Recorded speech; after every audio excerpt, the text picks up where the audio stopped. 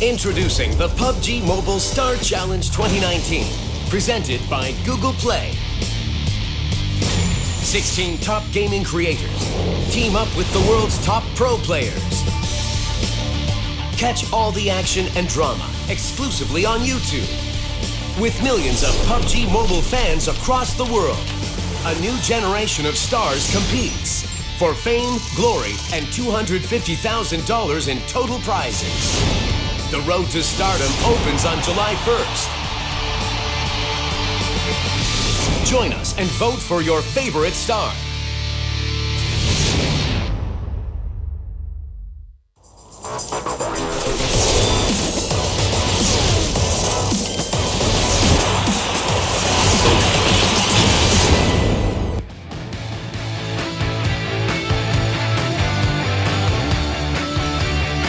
Hello everyone and welcome to PUBG Mobile Star Challenge 2019 online ranking session. I am Choo Choo. And my name is Contra. Here to bring you all the games for today. And welcome back with us. It's the PUBG Mobile Star Challenge 2019 hosted by VSPN, authorized by Tencent Games and PUBG Corporation, presented by Google Play and exclusively broadcasted only on YouTube. What's more, you guys can walk away with some free gifts, and how you can do that is pretty simple. You can connect your PUBG Mobile account to your YouTube account. So how would you do that? You can open up the settings on your YouTube and you'll be able to find the connect button, and there will be a PUBG Mobile button right there. Hit over onto it, and once you click into that, you can log into your preferred region of play, and that is all you have to do, and you'll be able to receive the free gift by the end of the show. And we hope that you will stay with us from all the way from start to the end. Yeah, exactly. And make sure you guys stay alert and focused all the time towards the screen, because anyway, anytime, it will pop up a little bit of a claim reward thingy on your screen to get that rewards after the live, okay? So anyhow, anybody who just joined us this year, we had this last year. So this year, what is this agenda about for PUBG Mobile Star Challenge? So there are 16 creators, I heard. Yes, definitely 16 creators all across the globe that has been voted by you guys. So let's have a look into the scheduling rules. Starting off, we'll be having all the games on UTC +8. Starting off the first match, we will have TPP Miramar as our first match, and followed by 3 rounds of Erangel. Oh, that's interesting, but looking at the points distribution throughout this whole event, 1 kill will equal to 1 point. We're looking at Chicken Dinner with 30 points in total as first place, while second place got themselves 22 points, and going down the third place with 19 points, follow up with fourth place, 16 points there. Fifth place got themselves 14 points, sixth place with 12 points, seventh place with 10, while the eighth place with 8 points. Going down the ladder from the 9th place, we will have 7 points for the 9th. And over on the 10th side, we will have 6 points for them. And 11th place will walk away with 5 points in total. Over on the 12th spot, we will have 4 points for 12th placing. 13 with 3, 14 with 2, 15 with only 1 point, and the first one to fall, sad to say, you're coming up with no points at all. And here goes our 16 creators. There are 7 groups in total based on the stardom word. So there are 7 groups in total. Yep, that's right. And starting off, we have Kaichi, Sulino 2, Sinchuan, Alice, Gareebooo, Dita, Bullshark, and Gold Kronten OP. Well, looking at RawKnee, Dynamo Gaming, Mitchel, NIKITANGA, and ARXY, Rollexxx is back again. So there are the 16 creators that actually you voted out for them. That's right, and now we'll see them all battle it out alongside with some of their friends. And what are they fighting for right here, Choo Choo?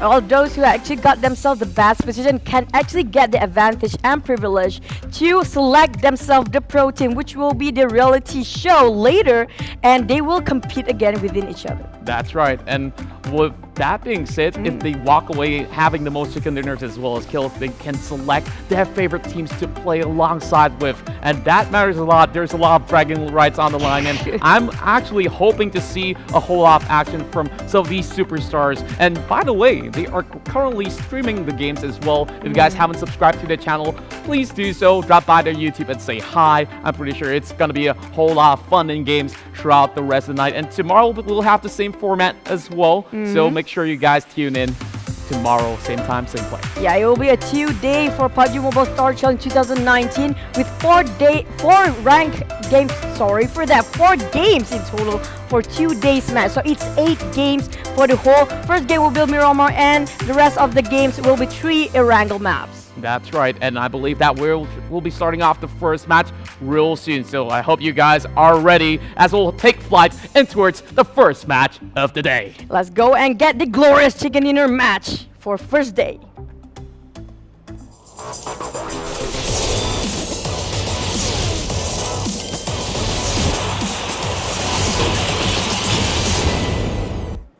Ladies and gentlemen, welcome to the first match of the PUBG Mobile Star Challenge 2019. My name is Contra, here alongside with Choo Choo. We're going to take flight, and we're going to start off from Valdemar, heading into Campo Militar. Now, I believe this is a fairly balanced flight. So what are you thinking about this, Choo Choo? Well, we've seen them screaming before, but then the real thing is totally different when it's screaming. So I hope somebody dropped not in the same spot. We're going to get the Scream Time. They had a lot of aggression early of the game, so I'm looking at these players are very aggressive since the very start.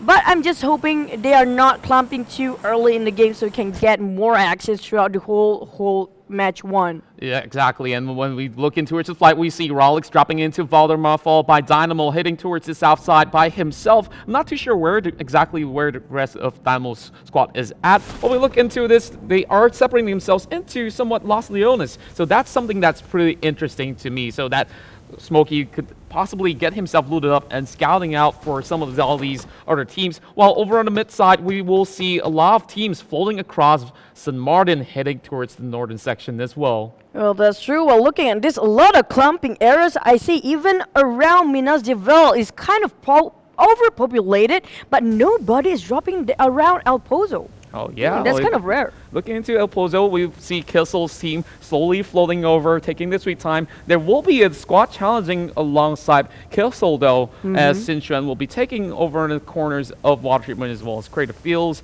Now we see them slowly floating off, so we haven't really had much of a casualties except for one, though. Sorry, we did miss out a little bit on that, but RawKnee's going to go in to ram somebody over. Oh my goodness me, he misses his shot, and he's going to go in for a little bit of U-turn, and they're running for their lives. There's no weapon on him, and oh man, he misses for the second time. The RawKnee is really going for the raw one, because look at this buggy. It's not just a weapon right now. It's more than that, and he might be punched here. Come on, fist fight. This is funny. Be a man, hop off the vehicle. Oh my, Kissel just got from off the map for K7. Kaichi's team is kind of in a troublesome moment right now. We see Jingwei dropping out early into this game, so we have a total of 62 still left alive. While inside of El Pozo, we see Kissel just sharing the compound. And over inside of Kaichi, I think that they're severely underlooted right now. Smokey LP will be knocked over, and a little bit of a casualties early into the game. Oh, wait for it, the RawKnee just being punished so bad because he was chasing with that buggy and straight away out of the map. I still have 61 alive. This is just how aggressive these guys are. Straight from the first phase of the game, they are just pinning, spraying anybody that they can. Here we can see Ash tapping from across, and this is Barrel doesn't really have much of a sight over onto it equipped, while Destro is going to go into loot up after taking down some of these guys coming from the RawKnee squad. So they're going to have a long brawl inside of the corners of Los Leones, but they better stock up on some of these loots. Now, this is still the first game of the day, so maybe it's just a little bit of warm-up for some of your superstars out there. And, I expected a lot more coming from the RawKnee. But that's the thing. The first game is always the most important one because you want to keep that momentum going. And the first game is usually the biggest impact throughout the whole day right now. Or I would say throughout the whole night. And looking at ARXY, they are sharing the same compound as the Kronten team. Yep, Kronten's going to be able to actually secure that sort of compound, while NIKITANGA is going to walk across the desert dunes. Oh, no. They don't really have much vehicles, and I'm looking at P-Lord. He's walking without any sort of weapons with him. I'm kind of concerned for him. And a fun fact, like they call themselves a lot commander, as Stark will be the commander of the team, while NIKITANGA is the deputy of command, while the rest of them, they are just basically stormtroopers. That's the thing. I saw Dynamo just now. One of the Dynamo's team was kind of just died for no reason. So we talk about Dynamo. He runs over himself. Okay. What really happened? I'm really interested to know, because they just killed the whole team by themselves. Maybe it's one of the strategies you don't want to give any points to I believe any they're still other left teams. alive, because there's still 16 more teams intact. So it's still going to be fine for him. Hopefully there's going to be a little bit of a backup from the rest of Team Dynamo, while Dynamo is probably slowly bleeding out, while Xinxuan inside of this section here, they're still not getting themselves into any sort of battle as of yet, while Niki's going to play it a little bit safely as we look in towards the first phase of the circle. It's somewhat in towards the northern section as well as the center, where we see Bullshark initially dropping in towards Picado. Oh, looking off the map, Mitchel's team just managed to couple of taps on Xinxuan. I'm not sure if they get a clean kill there. Probably did, because the only person left around this area is just Xinxuan himself. For the last one for casualty, Jae-hong is already out of the game. So there's a lot of people out right into the game first phase of the circle. 59, so we lost like 5 people already right into the game. Yep, 5 of the players are already taken out much early into the game. We can see that he's a little bit underlooted right here. Still level on Vest, followed by a UMP-9. I believe that UMP is still pretty fine to battle from a mid-range distance, but judging from this angle, I think it's going to be a little bit tough inside of La Cabrera, while Dynamo having Joker all by himself. We see them separating each other towards the early phases. And I talked about Smokey dropping down south towards the region of Valdemar as well as Los Higos. I guess that didn't really work well when they bumped against the rest of Rollexxx. The high roll is just taking him out. Oh, probably true, but the question is, how did Smokey die? I'm kind of curious about to know what truly happened. And they ran down among themselves just now. Maybe it was having some fun here and there. But I do know the Dynamo team. They are really, really good, especially Dynamo himself, when it comes to using Kar 98. He's just perfect on point sniping people. The moment that you speak about him, he's just shadow boxing up in the air, still trying to get himself some of all these stuff that he needs, like we mentioned the Kar 98K. He's really proficient on all these snipers as well as DMRs, while inside of the other sections they're pretty much well scattered across the map, but eventually they have to move in towards the next phase as the circle will close up in about 10 seconds from now. It'll still take a little bit of a time, but Gareebooo here, they don't really have much of a vehicle, so it's going to be a little bit tough for them to rotate. You can see the S6 being equipped over in the back, so I'm not sure how this one's going to go for him. He needs some better equipment right there. Yeah, I have to agree on that. But looking at the other side of the map, we have around Al-Azhar. Only the Alice's team is actually occupying this compound, so they're not contesting at all in the early of the game. While the rest of Xinxuan can separate. There you go, 1 knock and 2 more to go. While there's nobody backing Xinxuan up just now. ARXY will be able to secure that sort of a kill, and you mentioned that he was all by himself for such a long time, and they've managed to track him all the way. So ARXY says thank you very much for the helmet, as he managed to swap it out for the level 1. And he's pretty much well stocked up, so they are right inside of the zone. They don't really have to worry too much, while Siren will be leaving himself alive alongside with Coco. So they're going to take a stroll over on towards the other section right there. Perhaps hiding inside of the Oasis might be one of the options right there. Yeah, they have too many casualties for the team. There are 2 men lost. While looking at Seoul inside here, they are doing a-okay as ARXY is just rotating, trying to get more loot going on, jumping from one compound to the other. We have K7 Kaichi is playing very safe under this warehouse. They heard the vehicle rotating across, so they're just not going to pull any sort of trigger at all, letting Kissel slide off in the bank bus as they slowly drive by. Oh, that's a big flip. They almost flipped really over, but beside though. Beside is just gonna be beside them and flipping over, I guess, with that Dacia. Yeah, it's gonna take a little bit of time for them to cut across into towards a better position. Well, in towards the middle section, there's a whole lot of teams getting scattered across, while Stark goes in for the taps across the water treatment area. Stark's going to reposition himself after revealing a couple of shots. So Drone's going to be soaking a little bit of damage, nothing too much of a serious matter for him. He could just pop a couple of drinks to get himself back up on track. So this first phase, we've already seen a couple of members dropping out here and there, but looking towards this situation here, Kronten OP has been pretty much playing safely as compared to the rest. Yeah, they are not being contested at all and having their best time of their life, just looting one by one. Nobody disturbing them. While looking at Dita's team, they were very quiet in the scream, but looking at how they are very looted up, and Rollexxx team is the same, goes for them. They have decent gears on them as well. While the rest of Cam boosting, well, they are just having fun. Most of them are just playing very safe, conservative in the early games. Only a couple of teams actually might bomb into each other a little bit on the south side of the map. Yep, RRQ Kenbu has been pretty much confident about this. Seems like the rest of Kissel, they will be camping up on top of the hill while we manage to see Rollexxx making their way up towards the corners of Montenevo. Well, they might just bump into some other squads right across, because the last time I remember, Dita was just right across. Now, to go to Rollexxx, they are just passing by, and we know him from the previous season of the PUBG Mobile Star Challenge last year, 2018. Yeah. He was playing in Cloud9, and this time around, he's going to bring back some of these boys here to play alongside him. Oh, speaking of the last years, we have Bullshark who played last year as well. They were brilliant. Yeah, I got to say that these guys are really great at what they're doing. And looking at Rollexxx, they are being very aggressive. They keep on moving and positioning themselves in a very interesting way that they didn't even take a minute to stop by and just keep on moving to one compound to the other. Yeah, they're just playing it a little bit safely, making sure that they book themselves a proper spot, while some of the teams are still outside of the zone. Looking at this right now, Dynamo is kind of taking their sweet time. They were landing over the south side. Tuck's going to have a little bit of a problem. He's being a Tuck getting with his that, buggy out of the wall. Yeah. But playing a little bubble car as well. I like I think this will be my favorite squad now, because I do know RawKnee's team is one of the most hilarious to watch, because they are having fun. That's what matters about the game sometimes. People forgot to have fun. They keep on being so competitive.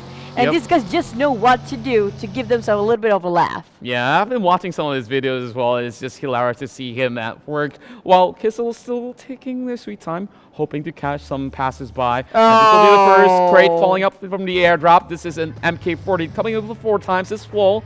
So that's all the level 3 goodies for his squad, while they're still holding on to its SLR setup alongside the M4, while Sixless is getting himself that VSS. Spots out Miffy from across. I'm not sure if he's going to be able to land. Oh my goodness, the shots were perfect. Almost dropping Bear out. That's gotta hurt Kissel's Bear, as well as the rest of Kissel's team. Just gonna back off a little bit, because they kind of shocked. They didn't see that one coming across that mountain.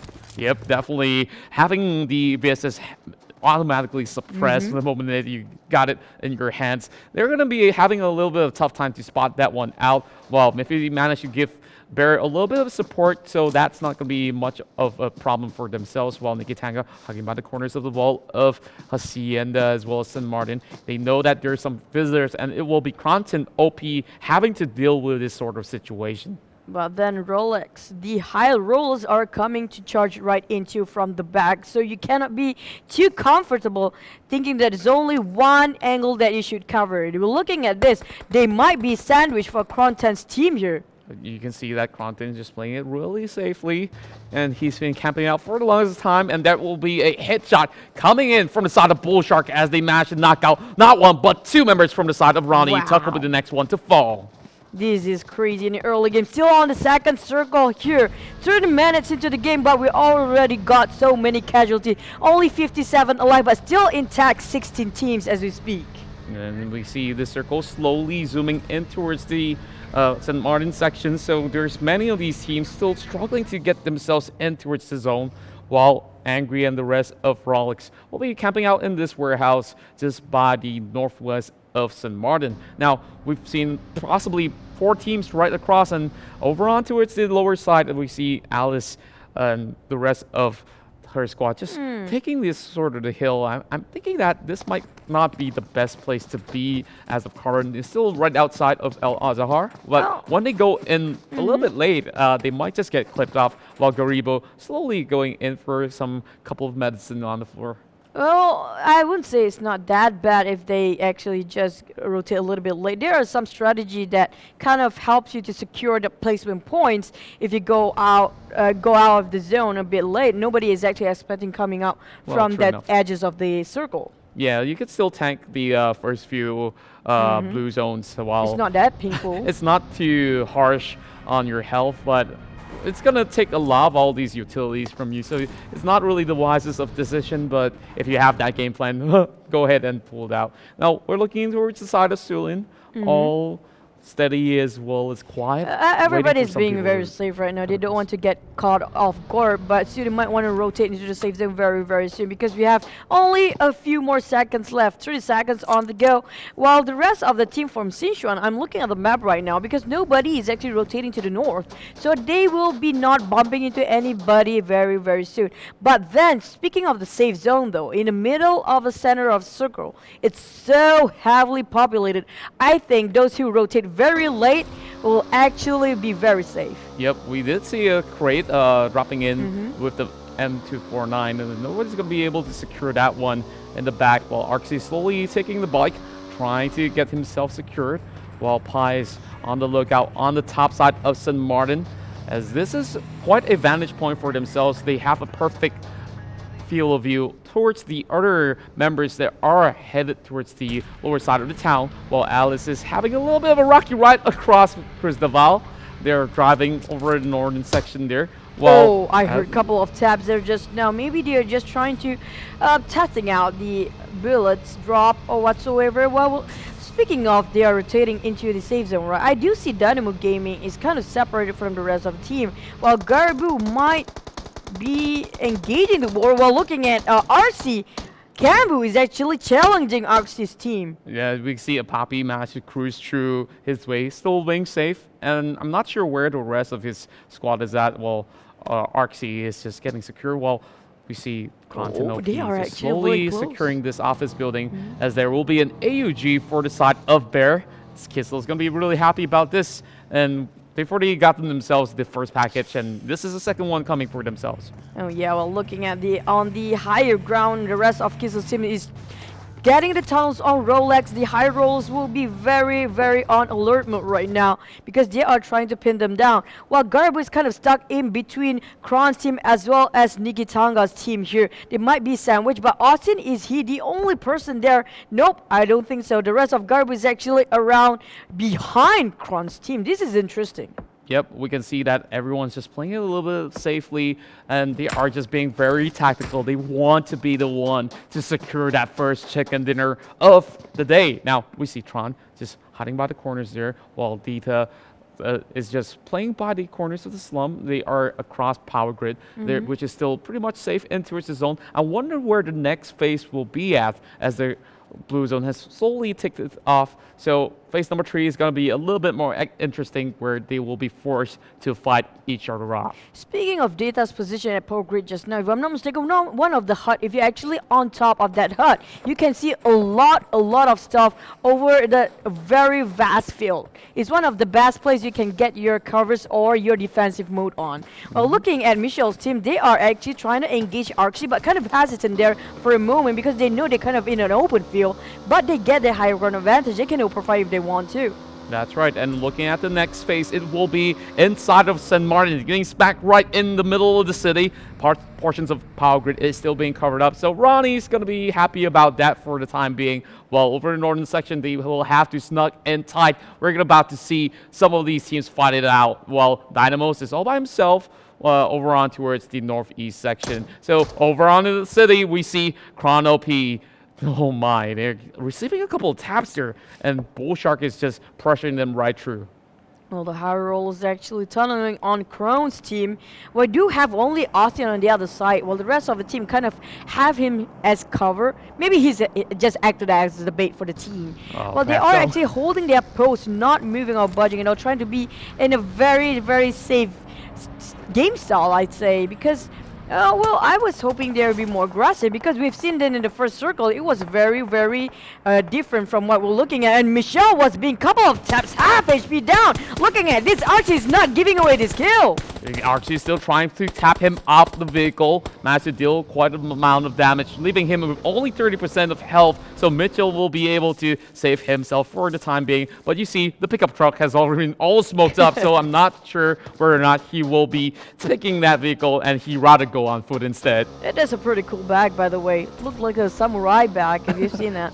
Looking at ARXY, he's just going on a scout mission here, while Mitchel is still running on his barefoot. MK14. Wow, that's a whole set there.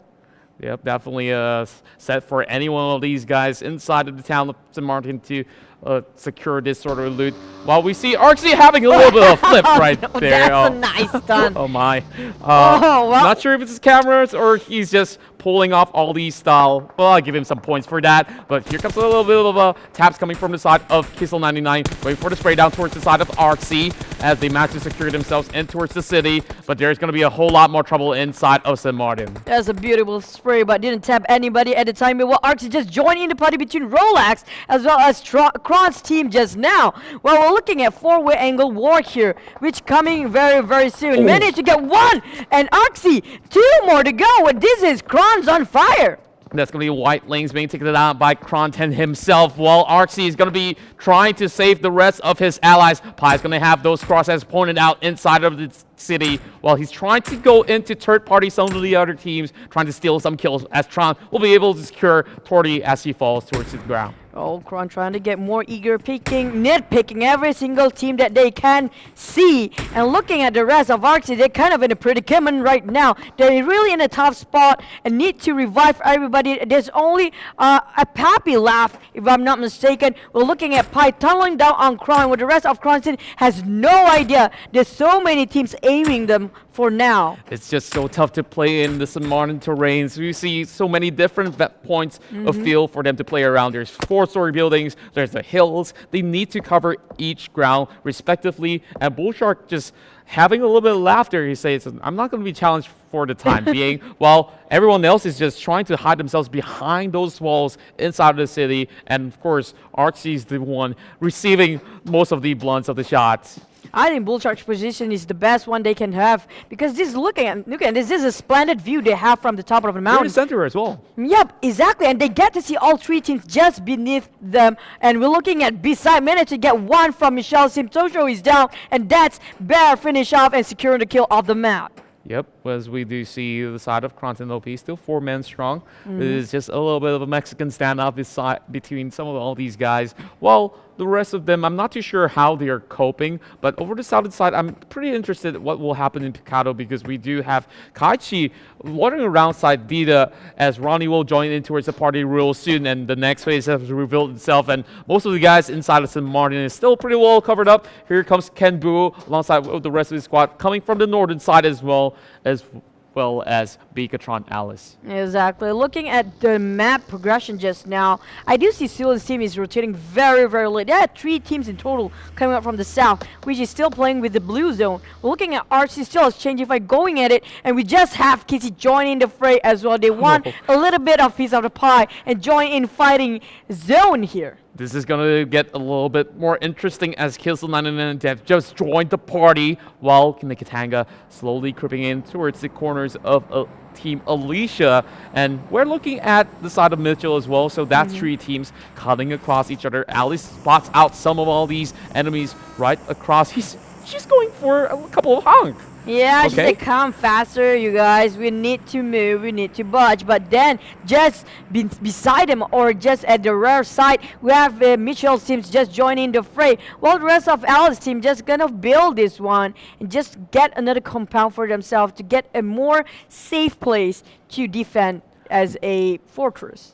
It's peace and quiet for now inside of St. Martin, but it's going to be some of these neighbors getting pretty rowdy in a couple more minutes, as we do have 20 more seconds before they move in towards the next phase, while Dita's going to pick up a fight against Dynamo Gaming. There we go. Peter will be able to find Sands, and that will be a little bit of trade-off as Hydra will pick him off as well, and there goes Dynamo on the ground. Oh, Rama just managed to get them punished back. We're looking at Dita's team going on full on fire. And Joker, that's cool. Almost one more tank. Almost got it. But Dita just managed to survive and trump themselves, wipe off Dynamo's team way out of the map. Oh my goodness me. I believe that was quite a great spray down coming from the rest of Dita's squad. I did thought that Dynamo had a little bit of advantage right there. They had a couple of ridges to work around with, but they fall flat pretty much early in towards this game. And we still have 15 more squads to go as this town is getting more heavily populated. And here comes Kaichi and the rest of K7 trying to go for the flank against Jolin. And when we go at it, we see Spin dropping on the ground, and Chin9 will get a double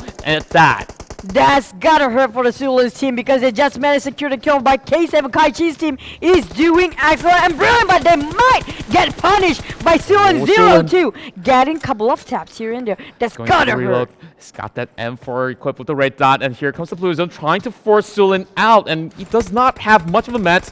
He's just gonna try to pump a couple of stuff right there. Well, Sulin 0-2-9, he's just right outside. He does not want to pursue any further as Kaichi is getting a couple of taps right through the way, and that's going to be a headshot straight towards the side of Kaichi. Oh, that's a lot of damage, but looking at Sulin, they are tanking the blue. They are so pressured by the blue, and at the same time have no idea that they really need to budge. And it seems like they're still tanking the blue, and like it or not, they have to take up the fight. And this is where Chin9 managed to get one, and that's the whole team being wiped by our Chin9. Just finish off, get the job done, great and clean. That was a great cleanup coming from Chin9. Initially, they started off the fight with a double knock, and I gotta say, Chin9 is definitely on for Fury form. Well, we see Dita Rama taking off K7 Ben as well. What? And Bullshark goes in to take off both Ben as well as Ash. That's going to be two members from the side of RawKnee getting taken off. Well, ARXY gets himself a little bit of casual as well, followed by White Lynx taking down Sixless. Dita is playing at the edge of the that just Kizzy join in.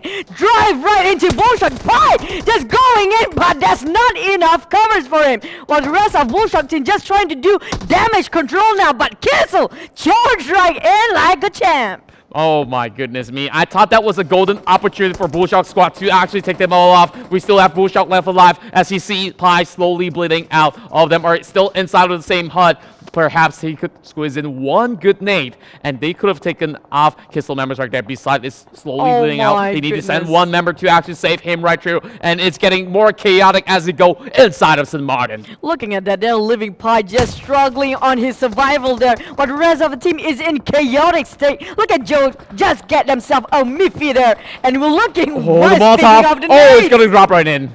Oh my goodness, you can see them just slowly crawling on the ground, and there we go. The nades are flying in, and they are trying to take them down. Joe's going to go in for the flank, and here comes the push as well. Pi might not be able to survive, but we see Mitchell trying to crawl on for his dear life as Napon slowly bleeding out. Joe managed to save one of his members right there, so Pi will still be out. Here comes Kissel. Oh my goodness me.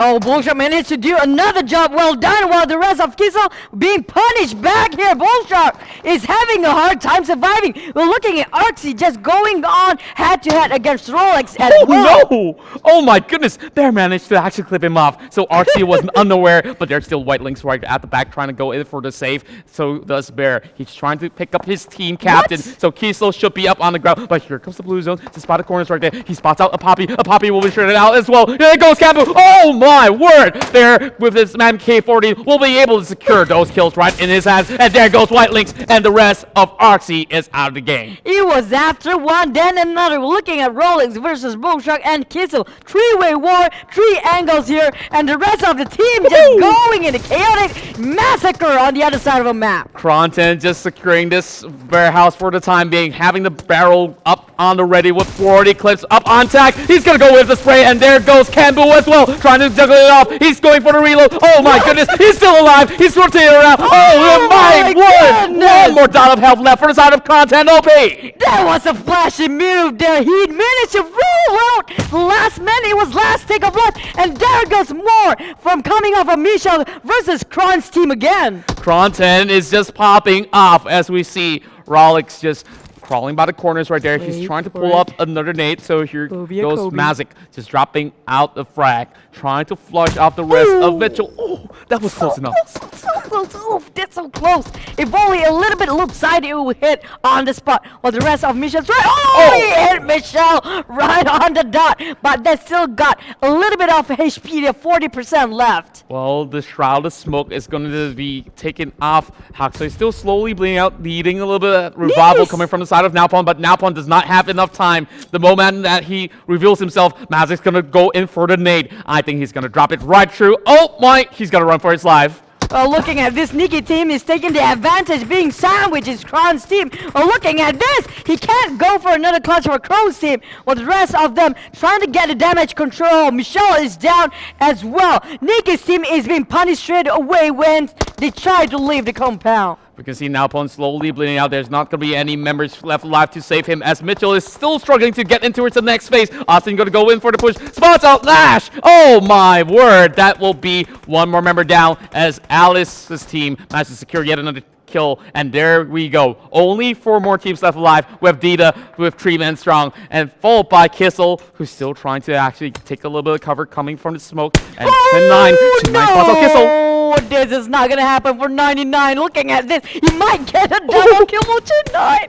This is such a bad position. This is really in a bummer for them. Oh, yeah, and I gotta say that they still managed to squeeze out of that sort of situation while Chin9 just getting himself a couple of covers right there. He have to deal with the rest of Dita. While we see Ramat going in for a couple of taps on that M24. Dita's going to trade off against Chin9, spotting him out already. Oh, wait Dita for it. just Wait playing for it it. slow. Wait for it. Will it hit? Will it hit the spot? Almost there. Nah, a little bit too far off. Didn't hit. Yeah, well, looking at Dita's team, still have 3 men, while the rest of the team kind of in a predicament. They are kind of have a kick in the teeth. Not enough men to fight against this 3-man, 1 squad. While Chin9 is still going against Alice, but didn't manage to clip anything yet.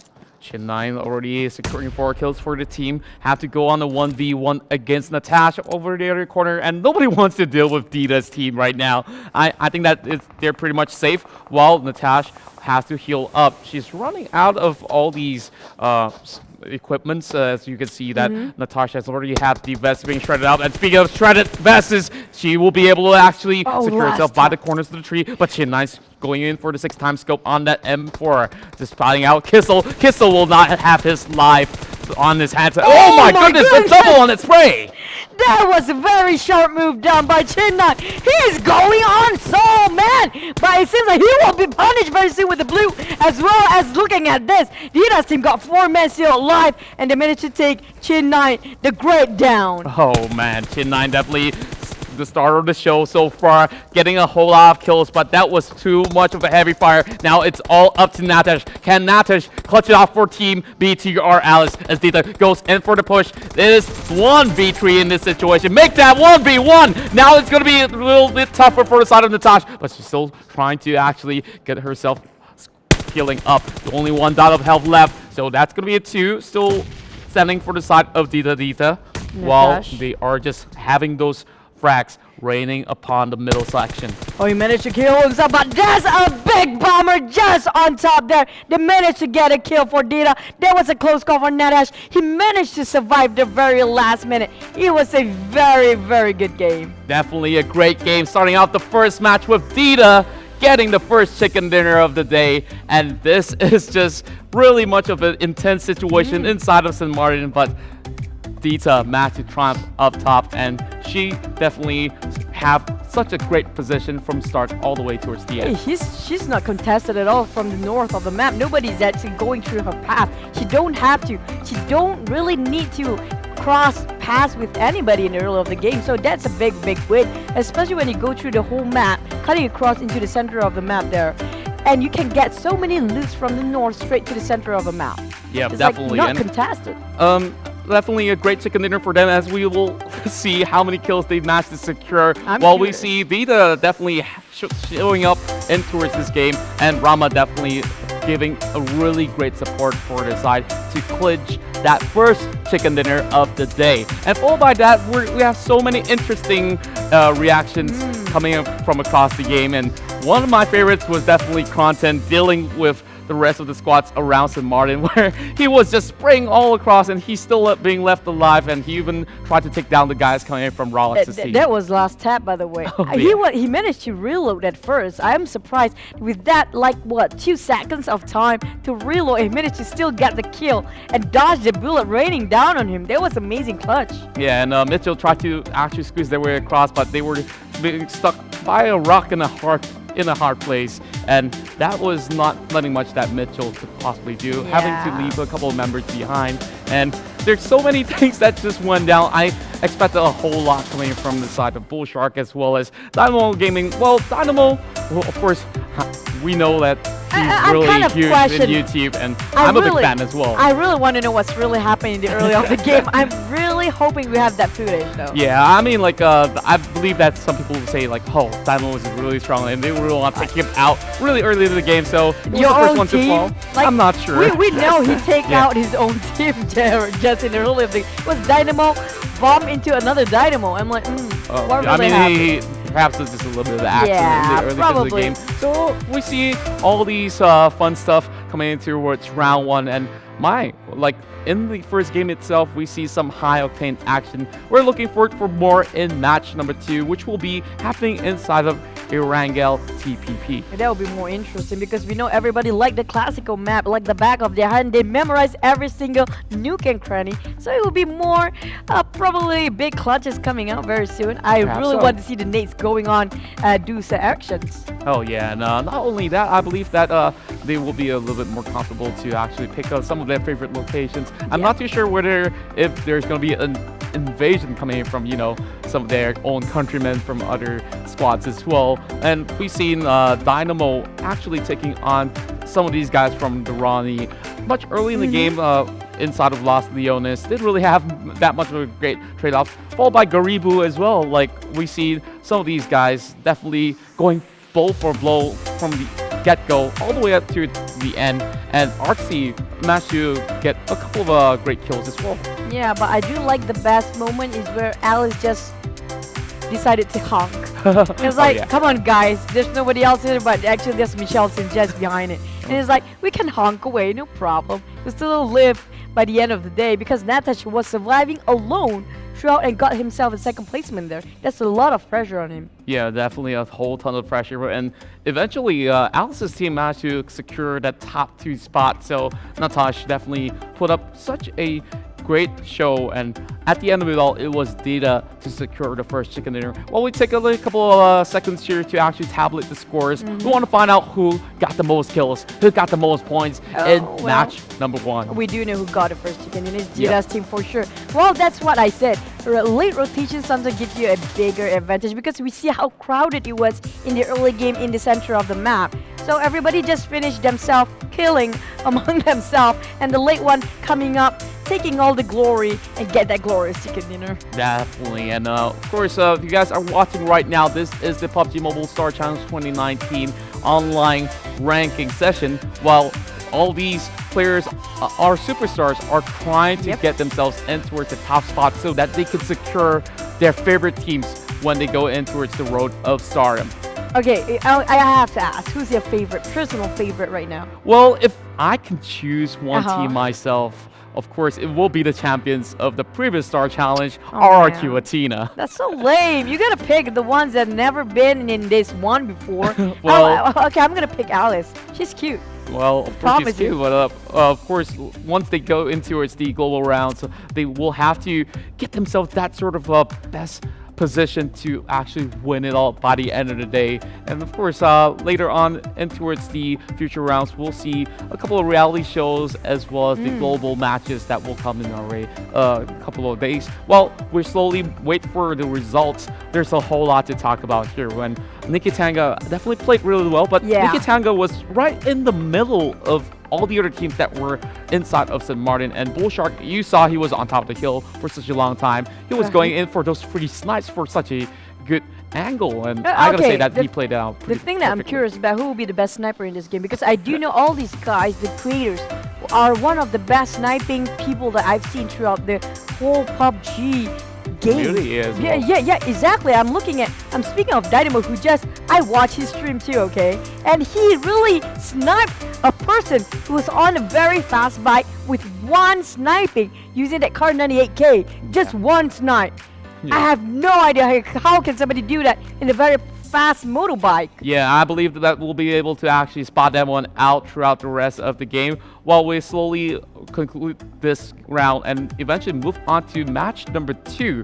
And of course, this is the PUBG Mobile Star Challenge 2019. You'll be able to secure yourselves some free gifts by connecting your PUBG Mobile account into the YouTube account. So once you link it together, you'll be able to claim your freebies. You can find out how by clicking over the settings, and you'll be able to find the connect button, and you'll be able to find PUBG right there. Once you click onto it, you just have to log in and select your favorite region of play, and you'll be able to get it by the end of the show. And make sure you keep your eyes open, because anytime, any soon, that pop-up button of claim for rewards will be popping out on your screen.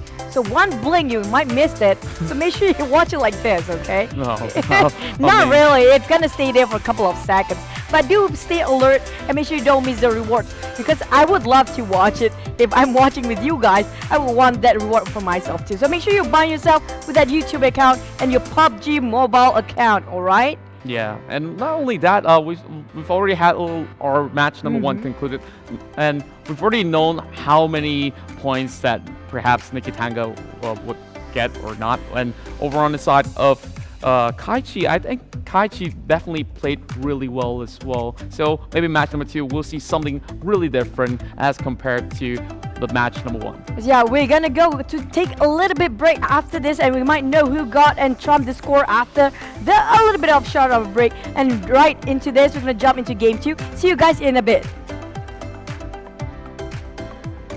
Where did it score?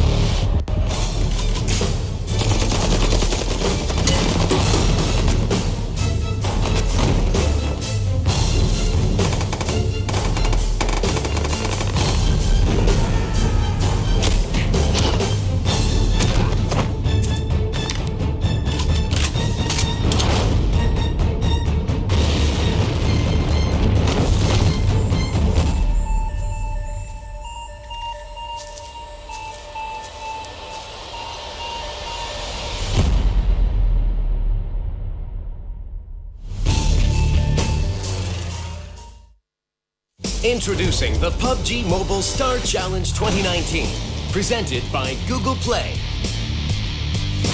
16 top gaming creators team up with the world's top pro players. Catch all the action and drama exclusively on YouTube.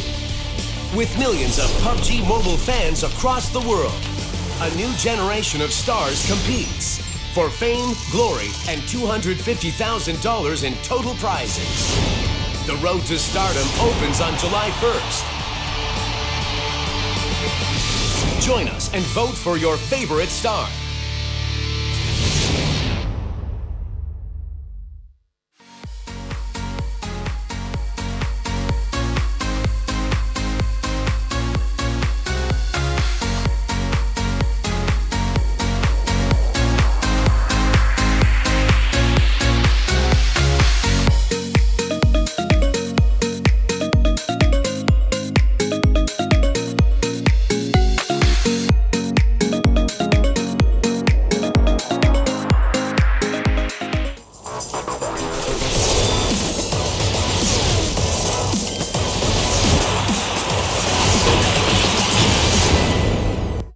And welcome back, ladies and gentlemen, to the PUBG Mobile Star Challenge 2019 online ranking segment. And of course, my name is Contra. This is Choo Choo, alongside with me, bringing you all the games for today. And if you guys just missed out, we have Dita taking the first match chicken dinner.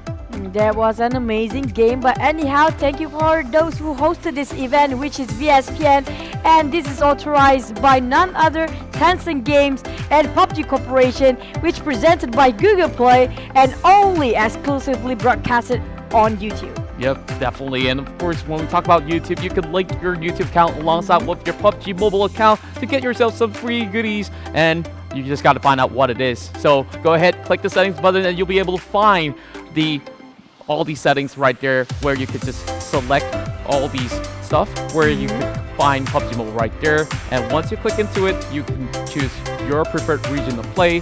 And once you've done so, that is all that you can do to get yourself those goods with you. Let's go into the leaderboard right now as we speak. We're looking at number 1, Dita, who got themselves a chicken dinner with total points of 39, 9 total kills as we speak. While Alice got themselves second place with Not Touch as the last person surviving. The total points of 26, 4 kills in total. We're looking at Kissel99 at the third place here with total kills of 9, also as the same as Dita with 25 points in total, which is tied with K7 Kai Chi at 4th place with 25 total points, but a little bit less in terms of the kills. And this will be your kill leaders as of the standings right now. Kronten OP will lead the charge with a total of 4 kills, followed by Dita with 1 kill herself, as well as Kissel with 1. Well, Alice did not manage to get herself any sort of kill, but her team managed to secure a whole lot of points, coming at second place. Yeah, that position point is a big thing, especially when you're playing very assertive and safe like Alice's team do. It's not just another strategy. I say it's a very good strategy. Some people say snake games is something that you should go against, but for me, it's really effective. Like it or not, as long as you manage to secure yourself in the top 5 spot, it's working. Well, to be fair, definitely they picked up a couple of fights, and Natasha definitely stood out throughout the show, where Natasha was the only member left alive for the side of BTR Alice's squad, while K7 Chen9 was just having his guns blazing, taking down so many of these members right across the map. We're getting ready for match number 2, and this time around, we're getting in towards ARXY TPP. It's gonna be interesting because it's their classic all over again. I'm really hoping to see a water fight. You know how much I like the evil plan for myself. Oh, well, we've been talking this since a couple of games we've covered over on the PMCO rounds in Southeast Asia. But now that we have all that underway, I believe they've already got enough warm-up inside of Miramar, so we're headed in towards another 3 rounds inside of ARXY TPP this time around. As they slowly get ready, we want to find out who will be the next one of these superstars to walk away with a chicken dinner. Well, match 2 is ready. Let's hop in and jump into match 2 right away for our PUBG Mobile Star Challenge 2019 right now.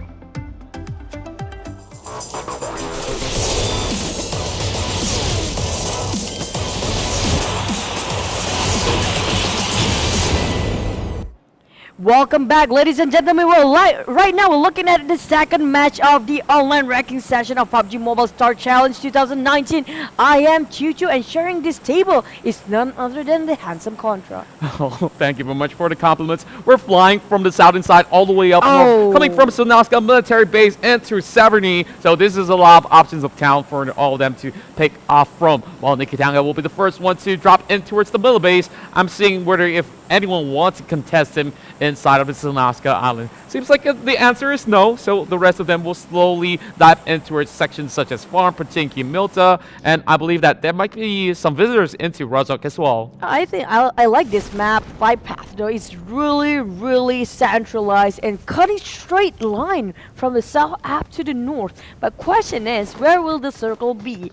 Because if it's in between the two lands, which is the middle base as well as the main land, then these teams have to decide which land they want to land on. Yeah, I guess like we just have to find out what the first phase circle is going to be while we see Kronten OP slowly flowing over on the corners of Milta section, while we have Dita, the champion of the first match, slowly getting themselves over on towards the eastern shorelines of Milta Power, or perhaps even Lipavka. Prison could be a good choice as well, while Kissel99 trying to actually locate themselves in towards the bunkers of the section of shelters. So that's going to be ARXY slowly diving in. Perhaps this might just be some pretty good secret weapons right below that tunnel that he's in right now. Okay, you have to remember, you don't want to stay in the shelter way too long because it can be blocked by UAZ. But looking at the other side, around Pachinki area is really heated as we speak. We're looking at Kissel Simtex against RawKnee, and there goes one almost knocked, but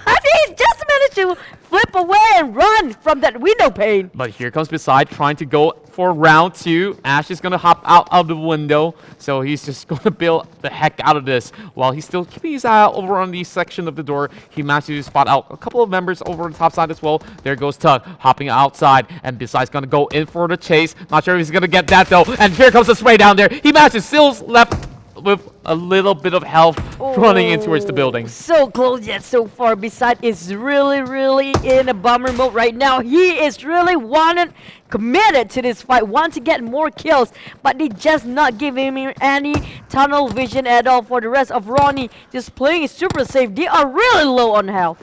So only 4 more bullets on his PP Bison, as he's going to actually swap it out for a pistol, as we see in his arsenal. Right now, Tuck does not really have much of a mets, so he's going to play it out real safe. He's just trying to spot them out as they try to corner him inside of this section. Kissel99 has the micro Uzi to possibly go in with the high fire rates and trying to flush him out with the frags. So trying to squeeze this one in.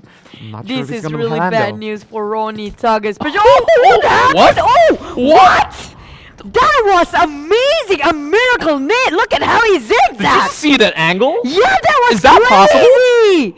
That was such a splendid, outstanding nade! He went zigzag on there! Oh, well. How did you jinx that? I mean, like, he just flipped it. He just bent it like Beckham in a way. Well, that is Harry Potter nade! Kissel slowly going in for the flank. He's just trying to go in for a little bit more invade, and he's going on a goose chase. They're just going through houses by houses, and there goes Tug as he gets taken down by Beside.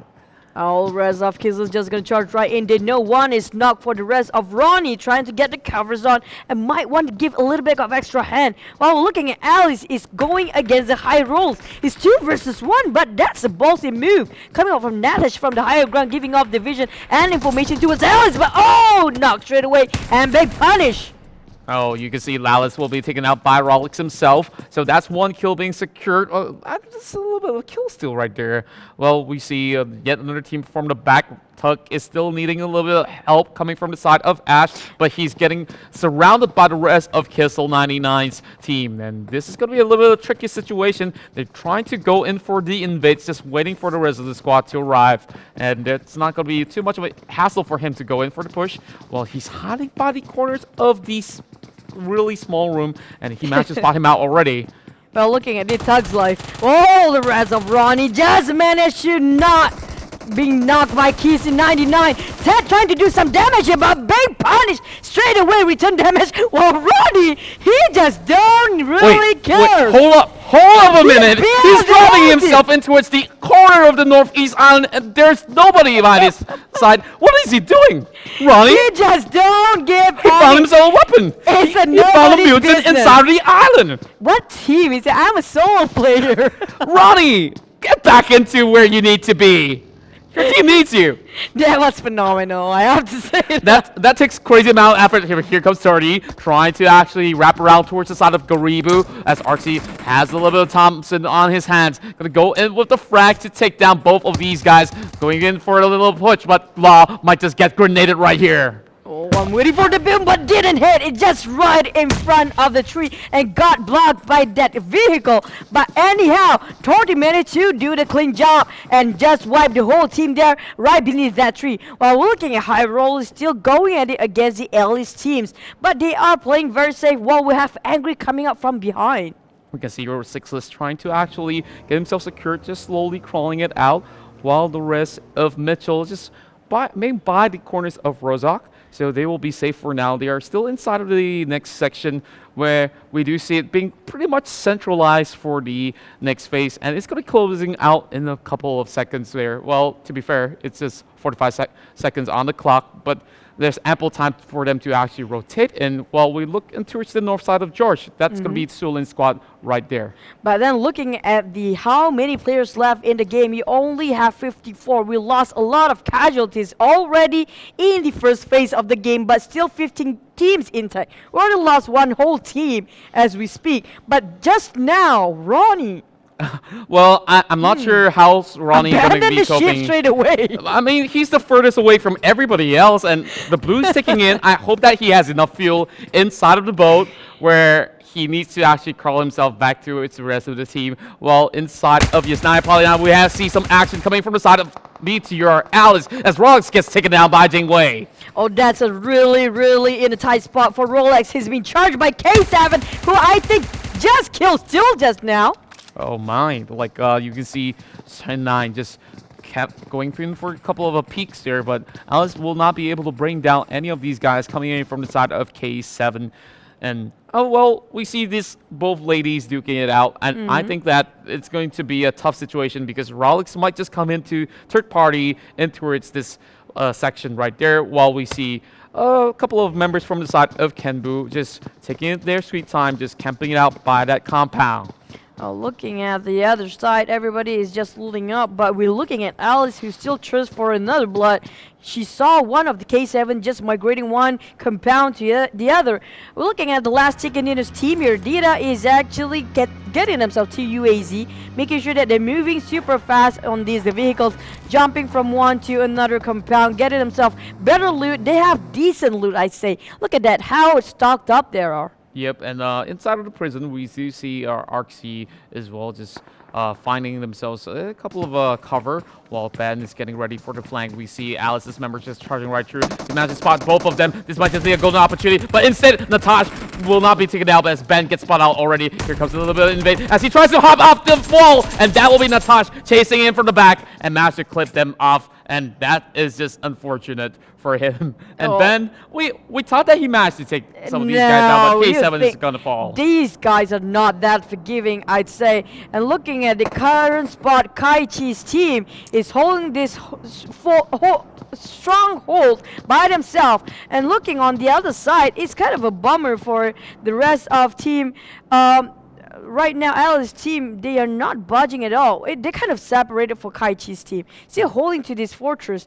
They really want this compound to themselves, but I don't think it's possible with lack of manpower. Well, I think that they could still stay inside Yasnaya for quite some time while we're looking in towards the corners of the quarry. It's just a little bit of an interesting action coming from the side of Kronten squad. They are sharing all these loots in between these members. There's an AUG alongside with suppressor inside, and of course all the level 3 stuff that's in the package, while Chin9 still trying to deal with the situation. Only 2 more members left alive for the side of K7. while Kaichi is still by the corners of the apartment. Here comes Alice going in for the chase. Here comes the taps as well. They managed to spot him out, going in towards the flank. It's going to be Nataj trying to lead the charge. And this might not go well for the side of Chin 9. Yeah, he's in a really big ordeal right now. He just go on top of the rooftop, but it's just no way for him to exit out of this situation. And seems like Kaichi just stay on her foot, not gonna budge at all, just staring and waiting for the right moment coming out from that hiding spot. Here comes Shin Chuan by the corners of the top side of prison. I'm thinking whether or not if there's anyone inside, and they manage to spot out ARXY just peeking by the corners of the window as Siren goes in with the M16 sprays. And that's not going to be able to actually take him off as of yet, but Coco's possibly going to get a little bit of the angles from the back of the windows. They're trying to conquering this compound from the surrounding of on top of the hills here, while the rest of ARXY's team just kind of being clamped up. I'd say they have to budge, or they don't want to be a sitting duck right inside of prison. You can see Ji-Hong just trying to get himself in towards the right position as ARXY still getting himself healed up. Oh, revealing himself once again, and that will be a takedown as Siren goes in with a magnificent control on that M16. Just couple of taps straight away knock, and it seems like they still have time to buy for Toti. Just gonna revive his teammate here. Well, the rest of Sinchon is considering whether to charge right in or not. They can ambush if they want to, but they are hesitating a little bit. Might just gonna go in with that vehicle, charge right in fast. Coco possibly drive down to the Sia, but we talk about that M16. He puts that burst fire and he lines it up so perfectly. I gotta watch the replays again for that sort of magnificent spray. But looking at this, it seems like Jae-young will be the one booking himself a slot towards the bottom side, and they spot out Sinchuan himself. Oh my goodness, that was just a great one coming from the side of ARXY, but he almost get taken down for the second time coming. That's a sharp time reaction from ARXY. While the rest of Team ARXY is kind of a lot of casualties there. They don't have enough backup, but it seems enough firepower from ARXY's team. They're controlling the barrel, well done. But will it be enough to go against Sinchon, who just tossed a nade here? Or didn't hit anybody yet. While the rest of Kissel's team going against Mitchel off the map. And that's going to be another one being tossed towards the top floor, almost clipping over the side of Torty. It's good for him, but over the side of Kissel, he has so many members being dropped out. Fighting alongside Mitchel. This is not a good sight for them. Only Hoxley left inside of the room, and this is a golden opportunity trying to hunt out for Miffy, and Miffy will be taken out. That's a total wipeout there, and Mitchel will have his squad still standing strong. That was a 50-50 call for Mitchel and Kissel's team. It got you revive your friend first and just charged right in the last minute. Straight away knocked out the whole team. While the rest of ARXY is very safe for now. They actually evacuate for the team that against them. You can see ARXY thinking that, oh, the coast is clear, but the truth is, the rest of the members are still outside. We see an AWM in the middle of the fields of Gatka as Dynamo will be driving by. The next phase will be loitering around the compounds of Pachinki as well as Fairy Pure as well. So we talked about the waters. I'm not sure if there's any chance of it being in the southern side, but I feel like it's very highly unlikely, but do prove me wrong. We gotta pray to the PUBG gods to see that in that sense. Sometimes the circle is just punishing evil and fun to watch. So we have to wait and see. Might happening soon because it's still in the water area. Still around 30% of water in that circle zone. But looking at the rest of Niki's team, they just want to camp this a little bit. Well, Milk is gonna be the scout while Joe might bomb into him very soon. Well, we see Milk just trying to secure that airdrop while they spot out Joe coming from the side of Bullshark, just rotating across the Gatka region, trying to keep an eye out to protect himself. Seeing another vehicle coming from the side of Bullshark, but won't be able to actually take it down. Pretty fast moving, just driving all the way straight, perhaps heading towards the corners of ruins. All the rest of Bullshark just gonna be a little bit segregated and making sure that they have the heals by themselves. While Rollexxx, he's the only person that going in this area, but the rest of the team kind of having a little bit far off, not too far, but still can able to cover a couple of angles here and there in case they're being ambushed. And Bullshark just want to stay here for the moment. We're looking at Alice's team still holding their grounds in Yasnaya. They still know that Kaichi is somewhere around. They've only taken 3 members out, so they are still trying to go on the hunt, while Yasnaya is not the zone being covered on the next phase, while Dynamo managed to book themselves by the quarters of the Gatco region as well. Bull Shark's not too far away. This is by the shorelines, and perhaps this will be a really good position to go flanking some of all the other guys. RawKnee's back on track. Good to see him. This guy, I just love this guy. I gotta say, I'm a big fan now, RawKnee. I'm always been your fan, but this is one of the biggest moments for RawKnee. He built abandoned ship from the start of the game and still surviving no matter what with that DP-28. You know, it's RawKnee versus the wall now, and he's trying to crawl his way from the Yasnaya, not having any sort of vehicles. While we move back into the action, we see Sulin having a little bit of difficulty trying to deal with Dynamo. And here comes O2 Hoist just holding in the position, pulls out the AK, and still waiting for the rest of the squad to get ready for this battle. We see a Pither coming in with the barrel, so he's just going to go cut across some of these houses as the rest of Sulin's squad have just arrived. Well, Sulin might want to just be more careful because they know this compound is not just by themselves alone. Just one more team already arrived a little bit early than them. Well, looking at Kronten's team, who had among the most kill last one, and we're looking, they might be very aggressive, but still no kills for the team yet. But the rest of Sulin, Dynamo, and we're looking at Bull Shark might just exchange looks here. A couple of lobs of the nade won't be able to hit over onto anyone. Just giving it a little bit of a lucky try, hoping to catch a couple of Dynamo members inside of a small little hut, while a couple of taps have been let loose coming from the side of Dynamo as he drives straight in towards the Tiger's Den. Oh, I like how the Dynamo is forming the team, segregated 4 of them, but making sure wide angle is being covered, while Sulin is being a little bit assertive. They do know Bull Shark is just behind them, so they have to cover so many angles, and looking at might miss couple of moments there in case they look away just a little moment of time, in the nick of time. Dynamo can just charge right into their slot there. You can see Sulin just peeking out on the K9, just having the 6 times.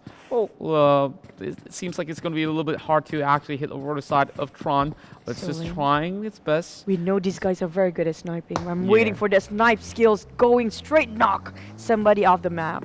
Yeah, and Sulin's still trying to clip somebody off the crosshairs, and it's not going to be easy for Sulin to actually land that sort of a shot, so it's going to pull back on that M4 for the time being, while Gareebooo just playing safe by the corners of the hill, and Rollexxx is not too far behind. We have Angry as well as Juicy over the south side of Pachinki, while Pachinki is not being occupied by the rest of them as they've already rotated out of that sort of section. Well, over on towards the mid side of the south side of Pachinki, it's going to be a little bit more interesting because we have Kronten just across, and Dita is playing by the shores as well, while we see a little bit of nades flying in towards the room. It's going to be hard for them to actually catch off spin as he rotates towards the left side. That was very close actually, but looking at how circle progresses, I was just going to say the circle might ended up around the outskirts of Pachinki, and I was right. Now looking at its current state, this will be a little bit of punishment for some of the team. We're looking at around 3 or 4 teams here already inside of the safe zone. So like it or not, those from coming out of the south as well as the east here, they might have to cross path with a lot of teams just to making them sure they're actually at the center of a circle. And over the side of Xinchuan, having a little bit of trouble trying to trade off against some of these members coming from the side of Team K7 Kaichi. NIKITANGA trying to drive himself in towards the next section as Rollexxx trying to gatekeep all of them. Angry's going to go in with the Scar L spray, trying to find Milk all the way down there, as Nikki will be able to actually speed off without soaking any sort of damage at all. Beautiful spray, but not clipping anybody just yet. And looking at still Sulin and Dynamo as a stagnation here. They are not budging, not giving up each other at all. They are going for the challenge, but looking at Kron, who managed to get Alice, and what happened to Nikki? Oh, Abby managed to actually take down Natasha with another hit shot inside of Pachinki is where you want to be at. But this is going to be NIKITANGA having Stark taken off by Burns. Burns just popping out there, having to secure a couple of nades. Oh my goodness, the nades are beautiful, flying off from the side of Kronten OP. And this is going to clip over the side of Milk as well.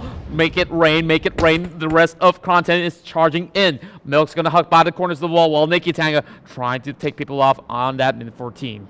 Oh, we still have 3 people for Nikki's, 1 casualty for Stark there, but a little bit low for Kron's team, and will it be another Kobe? Almost hit it. Milk is having a lot of heavy damage there, only 30% of HP left. trying to lob towards the corners of the wall, but not really catching over on the side of Burns. While we see Milk is still being left alive, and it's all up to him as well as Pilar, but Pilar is nowhere to be seen. Here comes Kronten with a flank. Kronten dropping to real low, and he did not manage to take down the rest of Milk, and Milk will not be able to pursue any further. He's got that DP on his arsenal right now, and Kronten is calling in for help. Burns will be revealing himself. He will be the next one to fall!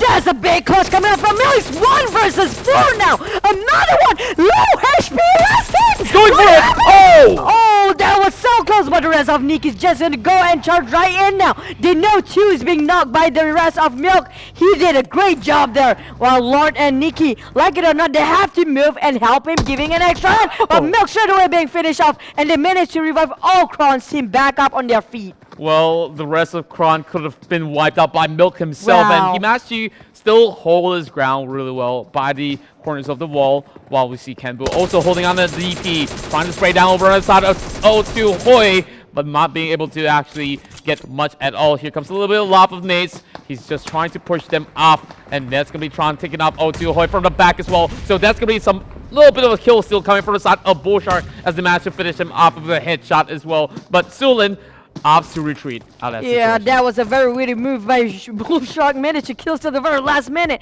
It was hard to watch when that happened every single time, but it's fun to commentate. Looking at 9, he is trying to survive as long as possible. Dita is being pressured so bad by Zishuan, and as the rest of Ron, he just came in the scene too. He managed to wipe out for Dita's team. We can see Hijra as well as Rama managed to secure that sort of kill, and there's only 12 more squads left standing, and all of them are slowly marching their way in towards the city. And that was a really interesting fight in between some of these regions. And we talked about the south side of Pochinki. That's where all the actions is going to be at. Now that they've flushed themselves in towards the city, this is going to be Pi trying to pick off against the rest of Sulin. That's the thing. It's still early of the game. It's the third phase of the circle. We already lost a lot of teams here. 12 teams left with only half of population alive. 33 of them is still playing in the game. Kaichi is still far off in the blue. While we're looking at Bullshark just going on a rampage mode, trying to find more kills here and there. Sulin is trying to do some rotation as well. We can see Sulin just trying to actually pick people off. There is Bullshark's team just rotating across, trying to actually get in towards the west side, but there is Gareebooo right across the corner. So this might not be good news for all these guys coming from Indonesia, while Pai just slowly managed to book himself a slot towards the other edge of Pochinki. And this is going to be him just occupying the wall. Oh my goodness me. It's a little bit of a rough landing for him. Yeah, well, rough landing, and Tron is down from the other side. They really need to back him up. He's out in the open, nowhere to hide or take some covers on. Well, looking at the prawn and chicken here, oh, that's kind of an interesting robbing your tummy with that chicken feet, but that's straight! Chicken feet are not, can be being punished, and pressure so bad, but Haksui dealing a lot of damage with a beautiful spray. Oh, they've managed to get themselves a lot of damage towards the side of Gareebooo, while upon just trying to prone himself over badly, trying not to reveal himself, trying to keep the pressure, but Wong, oh my goodness, Wong. Ouch. He's just trying to actually snipe them up from the corners of the church, while we still have some of these guys coming from Mitchel's side, providing enough support as they can't really escape out of the situation unless they hop out real quick. But Bonk right now still locking his eyes over on the same houses where Mitchel is still on the lower grounds. Yeah, they're being sandwiched so bad. It's kind of an ordeal for the Mitchel's team. They have to move, like it or not, but it's kind of hard for them to get out of that compound because being surrounded by Gareebooo as well as Bullshark teams is not in a great spot.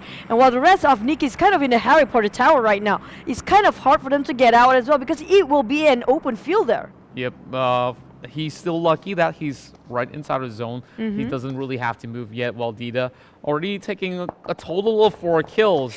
We have Rama just playing out of his mind, while Hydra needs to actually get himself in towards the next phase. They are just by the north side, so it shouldn't be too much of a problem, while Rollexxx has his special delivery sent his way. Bonk trying to take out Rama as well, just having a little bit of bullet sent his way, but he'll still be healthy for now, while Hydra managed to book himself a slot, and that will be them just taking that sort of a garage for the time being. With the MC trying to clip somebody, but it's a long shot for Bronx now. Well, I'm still looking at the map. We do have Ronnie still in the game, by the way. He's RawKnee. just rotating all over the map with that vehicle.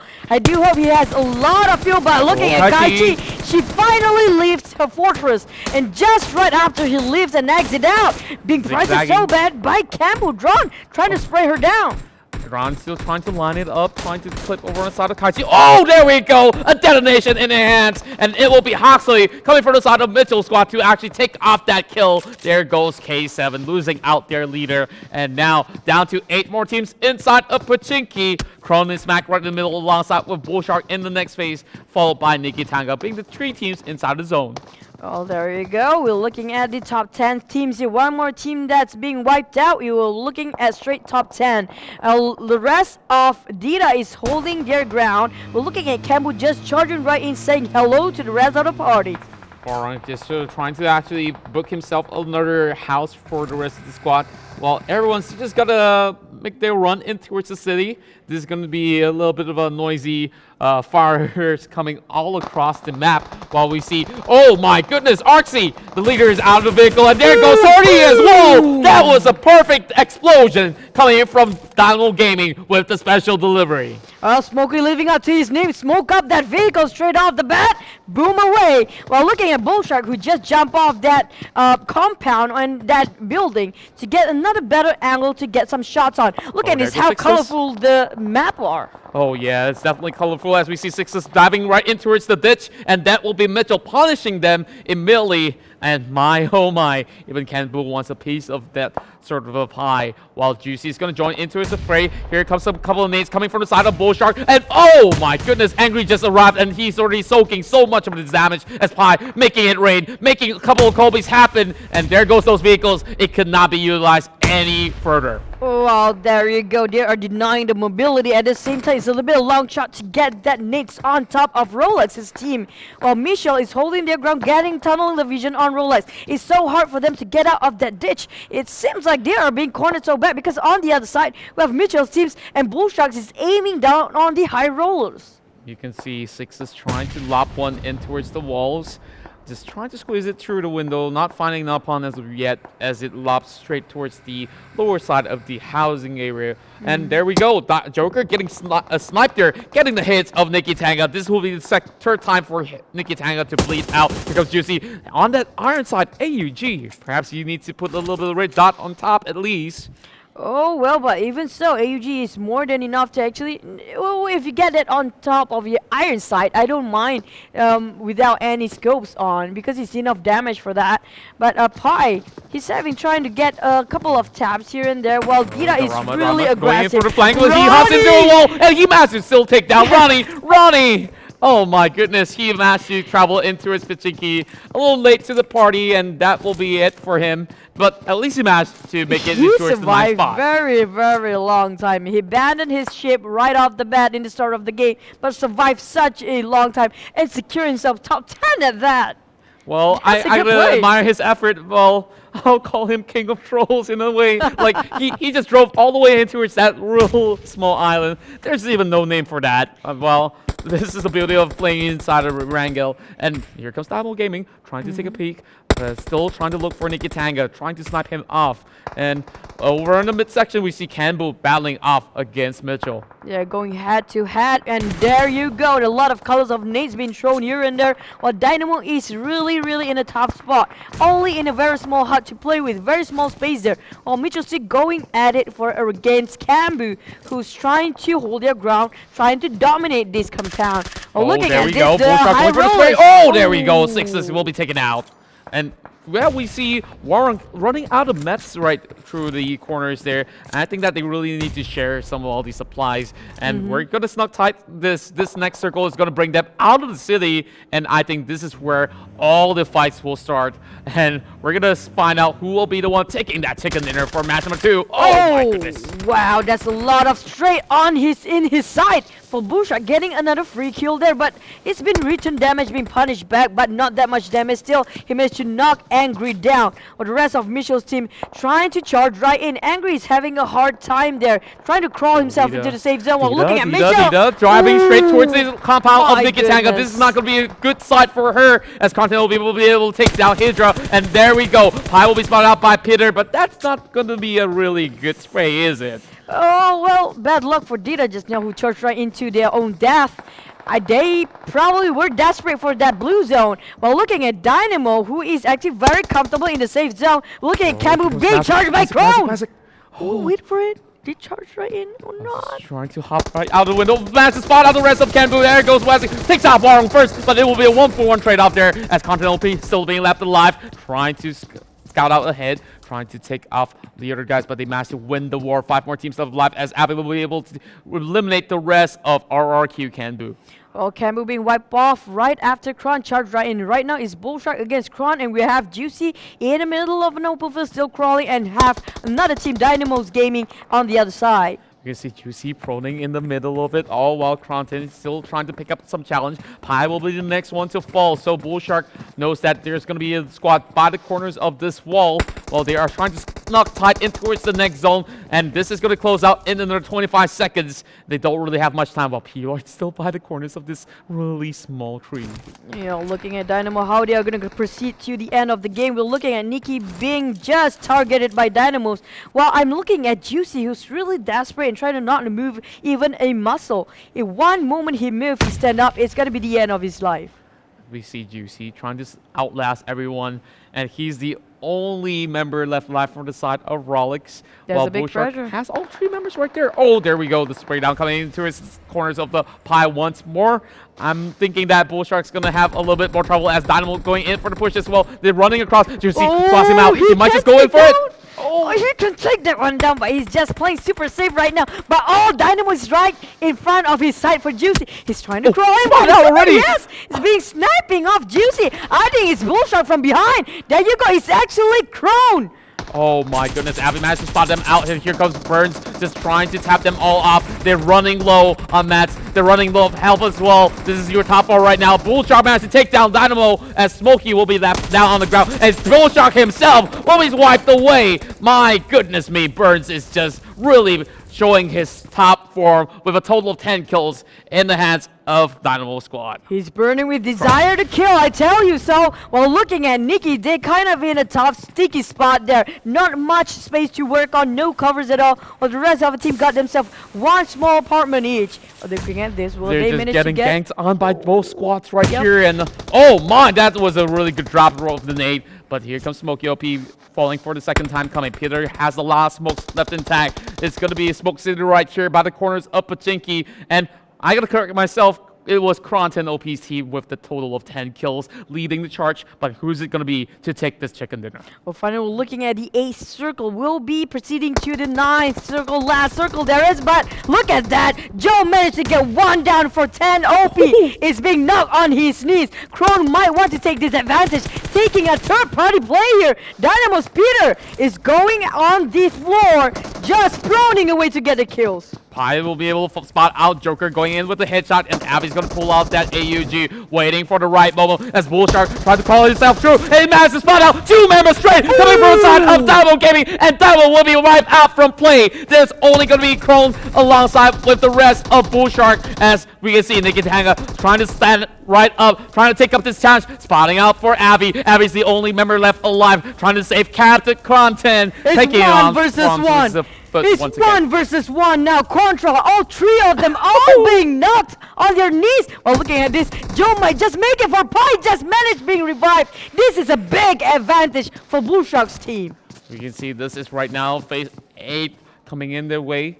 And they are just taking a breather right now, going for the revivals. Kronten definitely have the numbers advantage, but it's going to be a little bit tricky for them to deal with both Joe as well as Pi without revealing themselves. And when we speak of that, here comes a couple of bullets being let loose from the side of Bullshark as well between these 2 squads. It's just going to be one of them walking away with the match to chicken dinner. Oh, will and we it see be? Kronten trying to peek out. Abby as well. They are rotating across the walls, and there goes Kronten once again. Whoa, one more nade. We're looking at a Molotov right now. Joe's trying to make the big plays here. Almost hit it. It's so close. Oh my goodness. This is so Oh close. my goodness me. One First is taken down. Five It's minutes only to get Avi it. left alive. Oh, there it goes. They already turned into damage. He's being punished back. Who will win this? Avi's still having a little bit more health as compared to Joe. They're going for another pickup, trying to save Kronten once again. Not letting him die. But the moment I speak of it, he's just going to let him slip off. As Avi wants to pick up this fight. It's between Joe as well as Avi. One of them will get the chicken dinner as they try to wrap themselves up. They're already out of meds in this scenario. One more first aid kit for the side of Avi. While Bull Shark Joe only has 10 bandages. Trying to charge up one frag. Trying to lob it through the vehicle. Will he be able to land it? And that will be one being slipped off the back. That's so close. He still have one more nades to go. Last nade. Will it be the nades of miracle? Avi going in for the push. He's going to lob it right in front of it. Boom! Chakalaka! That is match number 2. Ended with style as Bull Shark managed to take that chicken dinner. And oh my. That was Kronten, man. It was actually Kronten. Yeah. It was so close. I couldn't even tell. That was such a nice match with the last moment of truth. That nade. Well, he managed to charge up that nade, and it dropped right in front of him. But instead, it was Kronten's side that Avi managed to go in with the spray. Yeah, Avi just go in. I'm sorry, but Bull Shark doesn't have any more healing on him. It was really low, and that's a couple of strays just enough to finish him off. So a big win for Crows there, and managed to follow up a second is actually Bull Shark. I'm sorry. Well, I gotta say that they've definitely pulled up such an amazing fight. Down to the wire, and it was just a nail-biting moment because it could have been anyone. And I gotta say, even NIKITANGA, he was inside of the Harry Potter tower for such a long time. He was just getting sniped left, right, and center, and P-Lord managed to still support him for the longest of time. And I gotta say, from the side of Kronten squad, Avi, although he was being left out alone for quite some time, he managed to go in for the pickup with Kronten OP. Standing up and down on the floor again for a few more times. But that was definitely the highlight of the whole day, and we still have a couple more matches to go as we conclude match number 2 inside Wrangell TPP. Yeah, that was an astounding game, I'd say. I told you so. When it comes to Wrangell, the classical map, everybody just give their best, step up their game, and there were the nades were amazing, and I like how every single team, they play as a team play, except for RawKnee, you know, what he did. Well, we know what's come back RawKnee did. He just went all the way in towards the Northeast Island. Well, he just isolated himself away from everybody else. You gotta give it to him, though. It was supposed to be a team game. Look at all the other teams. They are reviving themselves among themselves, and that keeps them alive, buying a lot of time, especially in Crows and Bull Shark team. They were keep on reviving each other up to the point that they keep on knock one another down, but it's just not gonna finish off everybody. Yeah. But then looking at RawKnee, it's a totally different story. Yeah, we'll talk about RawKnee. Well, at least he managed to squeeze himself into his top 9. He is very smart. Quite a fantastic feat, judging that he's playing by the edge of the circle, and it was just a really bold move, but it was really fun to watch. Now that we've already concluded the match number 2, it was just a lot of crazy action inside of Pachinki, and when we took the early game approach where we see a couple of teams just getting a little bit of action inside of Yasnaya, I was expecting a whole lot more coming from the side of K7. Well, they had a little bit of advantage over BTR Alice, but eventually we see them pulling off one by one because Kaichi is a little bit far away. Yeah, they were playing too safe, I'd say. Even though they got that upper hand, like you said, Contra, that they can charge right in and we're winning that war. But they're kind of hesitant for a moment. Maybe they were not having enough information about how many people left in that building. That's right. And of course, not only that, there's so many other teams that have played so well. Like even from the side of NIKITANGA, and even Mitchel had a pretty good start as well. They were going solid. That's now. And looking at Dynamo, I like how they play style as well. They were being super aggressive. But I'm kind of curious who would get the most kills for this round. Yeah, we got to find out after the short break later on. But of course, you guys are right now watching PUBG Mobile Star Challenge 2019 online ranking session. Of course, this is all hosted by VSPN, and we have this games all authorized by PUBG Corporation as well as Tencent Games. And we have so many things to talk about in this match itself. I couldn't believe my eyes on that final moment. It was just a couple of great nades coming across. And we talk about Dynamo, like it was really close between them as well as Blue Shark, because we see Dynamo just clipping off Blue Shark for the longest of time. But at the end of it all, it was NIKITANGA as well as the rest of the squads all surrounding him, and there's just no choice for them to drop out. Yeah, it was kind of heavily populated in the middle of Pochinki. Just now, we're gonna go and see the leaderboard. The number one is none other than Kronten's team just now, with total points of 57, 20 total kills at that. And while second is actually Blue Shark with 52 total points, 16 kills there. That's a whole lot of kills for Blue Shark as well as Kronten OP, but Dita is tying the match alongside with Blue Shark with a total of 52 points for both of them. And Mitchel will come in at 4th spot, coming in with 32 points, followed by 12 kills in total. Kissel will also have quite an amount of kills, I would say, coming with a total of 13 kills, followed by Alice coming in 5th place, as well as NIKITANGA over onto 6th, and Taichi will secure a total of 30 points as well. But I'm looking at the bottom 15 and 16. There's a lot of catching up to do for these two teams, the RawKnee as well as Sulin. But even so, they were doing great in the last game. So maybe we still have a lot of games to go. While 2 more games for today, we still have 4 more games for tomorrow. So maybe there will be a lot of different plays here and there. We're looking at the kills with the most one. Blue Shark managed to get 7 points there in the top 5 here. And followed by that, we have Kronten OP securing the total of 5 kills, and Dita herself will be able to rake in a total of 3 kills, alongside with Kissel with 2, and Rollexxx will come in with 1 kill by himself.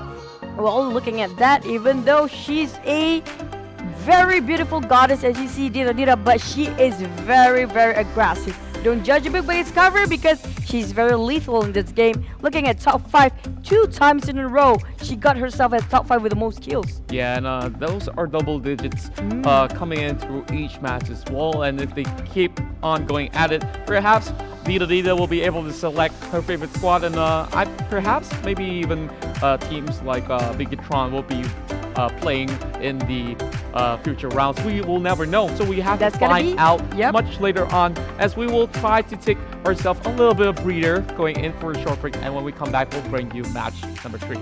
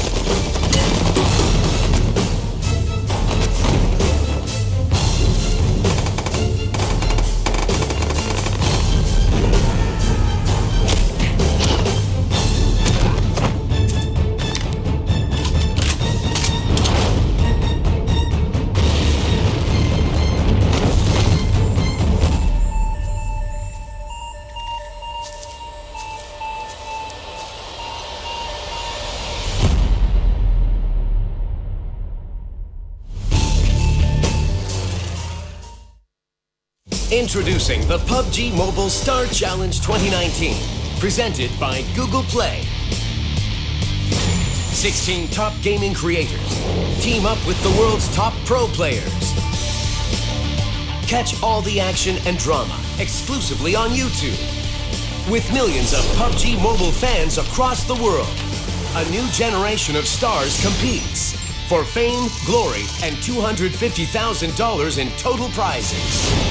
The road to stardom opens on July 1st.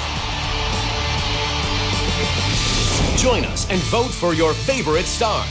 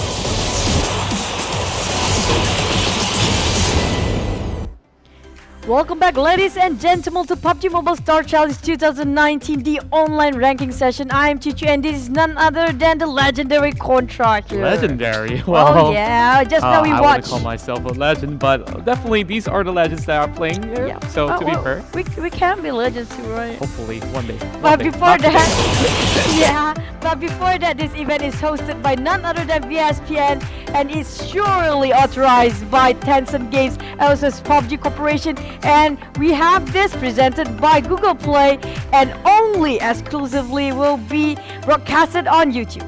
Yep.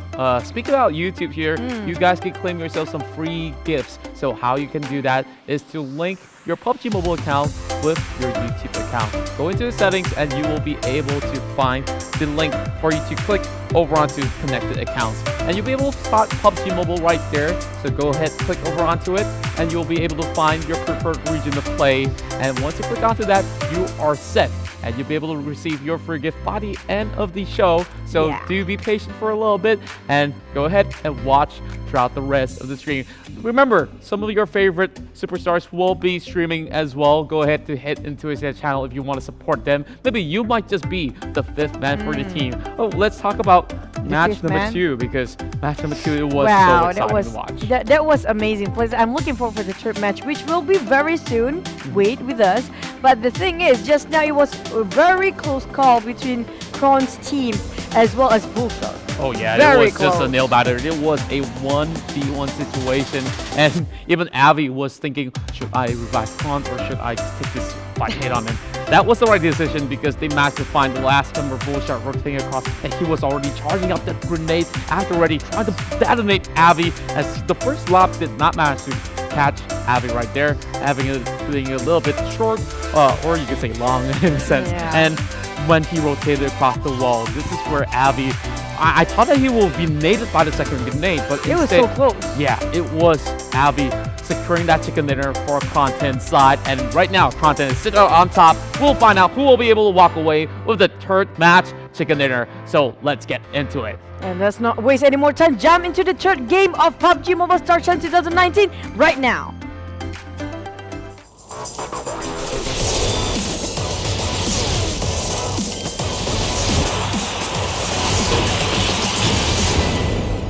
Ladies and gentlemen, we're taking flight into match number 3 in TPP Erangel, as we'll take flight all the way from Stabro into Sanaska military base. This is the PUBG Mobile Star Challenge 2019 online ranking session, where we see the top 16 gaming creators fighting their way to get themselves into its a lot more bragging rights, as well as securing their favorite team. Bragging rights, really? Yep, bragging rights. You see, you know, Ronnie is like showing off and say like, I don't need to fight. I just want to take my sweet time, and I will get myself in the top 10 anyways. You know, on second thought, you have to agree on that. Ronnie, even though we were looking at him like that, he still managed to get himself top 10 placement. So if he managed to keep on going, doing stuff like that, he might get himself a top 5. But looking at the flight path, it was a very, I would say very stabilized flight path. But I do hope this circle gonna end up somewhere in the west. It'll be more interesting. Oh yeah, if it ends in Zarki, it will be a little bit of a tough run for the guys coming in towards the Nazca military base.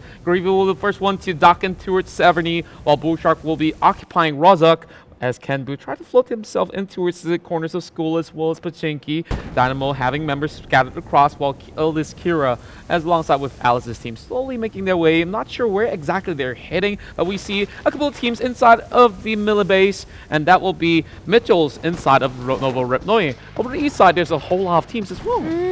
Well, looking at this, just now we saw the first Erangel map game. It was a total different kind of drops, where not many teams actually is favoring the Miller base. But looking at this side, I think it was like a total different game now, because there's a lot of teams dropping at the center of the map, just in case they have no idea where the first circle will be at. So just to be safe, then sorry, might as well just stay in the middle of a map, right? So it's easier for you to do another rotation after this. But right after I'm staying and calling it, I make the shots right. It really is a punishing circle for the rest of the players. Well, it's not too bad for some of these guys inside of Sanaska Island. They could just easily cruise their way towards the west side of the bridge, while Dynamos are smack right in towards the middle, as Alice is just by the corners of the shorelines. Pretty cute suit coming in, as Dynamos will be taking all these Dacias as well as UAZs, so that they could rotate a little bit easily, as they are currently by the corners of Gatka.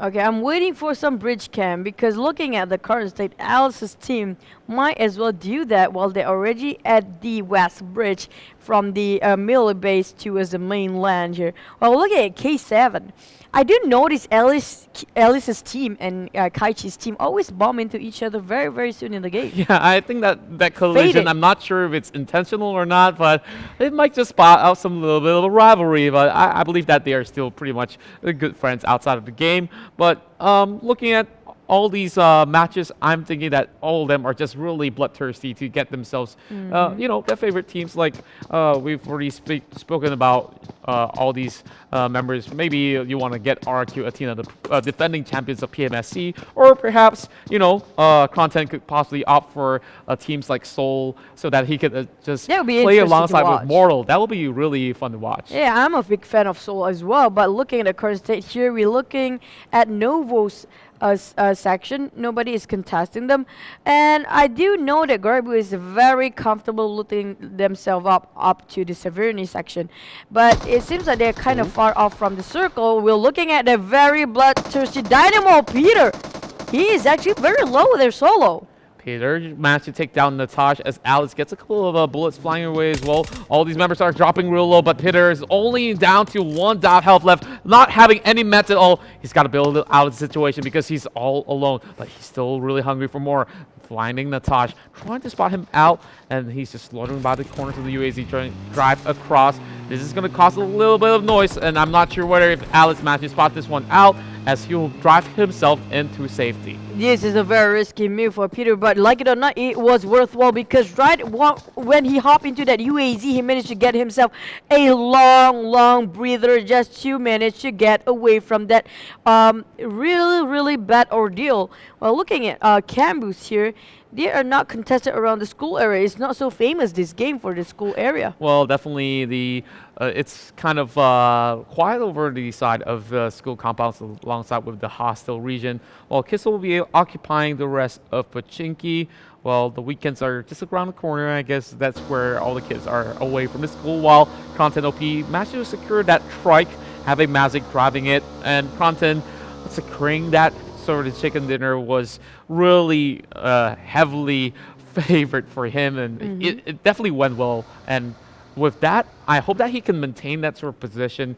And Kronten himself is one of the highest, one of the highest kills among the rest of all these gaming creators out there. Yeah, they are playing very aggressive for Kronten's team, but looking at the state, I think any team can take that chicken dinner away from them. Will they manage to maintain their consistency of the performance they have for both Kron's team, Bull Sharks, as well as Dita's team, who have been falling off the chart? I think last game they were doing great still, even though they didn't get themselves the chicken dinner, but secured themselves at top 8 at least. Yep, that's true, and I'm looking forward for more. While Ronnie still trying to plot something out. What is he up to this time around? He's walking across the island, and empty-handed. He's just wanting to get a little bit of that speed boost and just hopping around.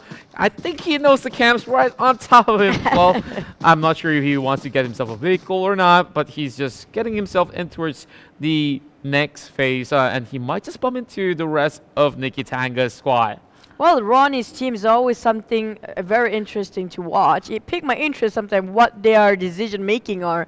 But anyhow, we'll look at Mitchel's teams, who you just said might bomb into Ronnie's, who's kind of separated 2 into 2 right now. There we go, a little bit of spray down coming from Kissel 99 as he will go in to tap out over on the M16, finding at least one on his crosshair. That will be O2 being dropped out there as Beside will secure the kill.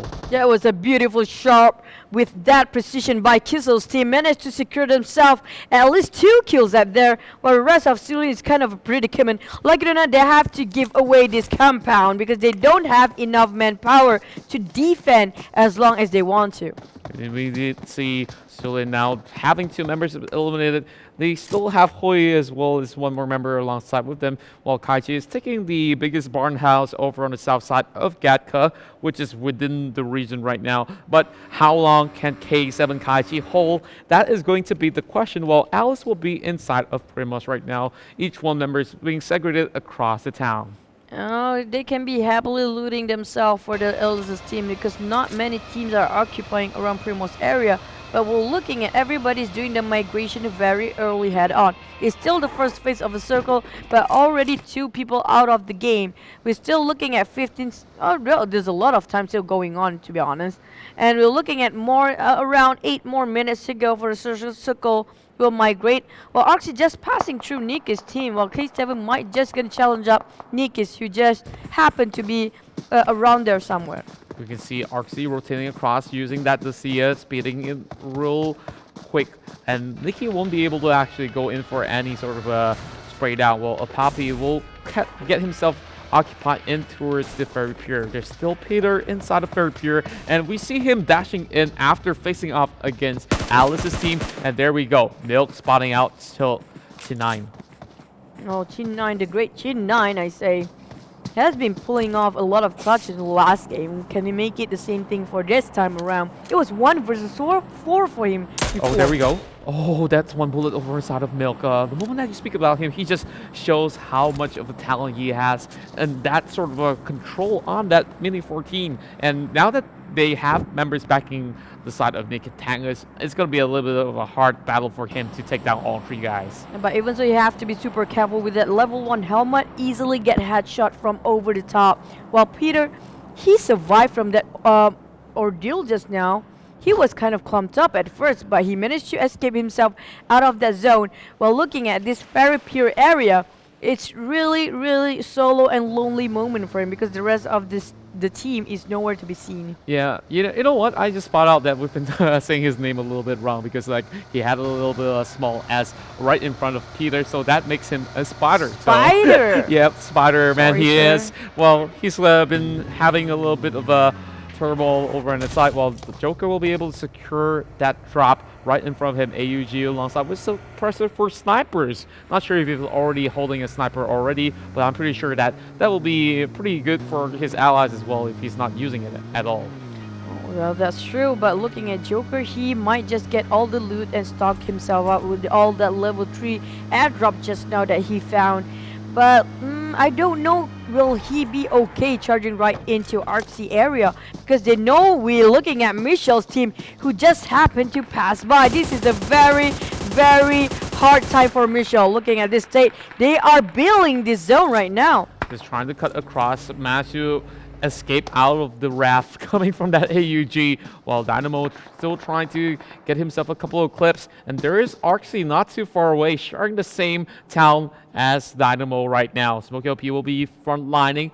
I'm pretty sure that he's already stocked up some of all these utilities to actually pick up this fight, while White Link's just trying to back off away. They have all these UAZs parked over on this other corner. If they choose to bail away, they could still opt to do so, but they want to take this fight head on. As long as their UAZ is not being denied by the other teams as we speak. While looking at ARXY, they are kind of clumped up. While we have Poppy trying to do the scouting, try to pass the information to the rest of the team, while Joker is trying to get a little cheeky peek there. Didn't manage to cap anybody out of the blue, but Lord managed to run away, dashing through that sprays by ARXY, almost close enough to get that kill. Oh, that was a little bit of a flip as well. Now that P-Lord managed to get himself by the corners of the ditch, I think that this is a safe place to be, but he needs to take a little bit of a swim to cut himself right across. Lucky enough, this is still the early phases of the game.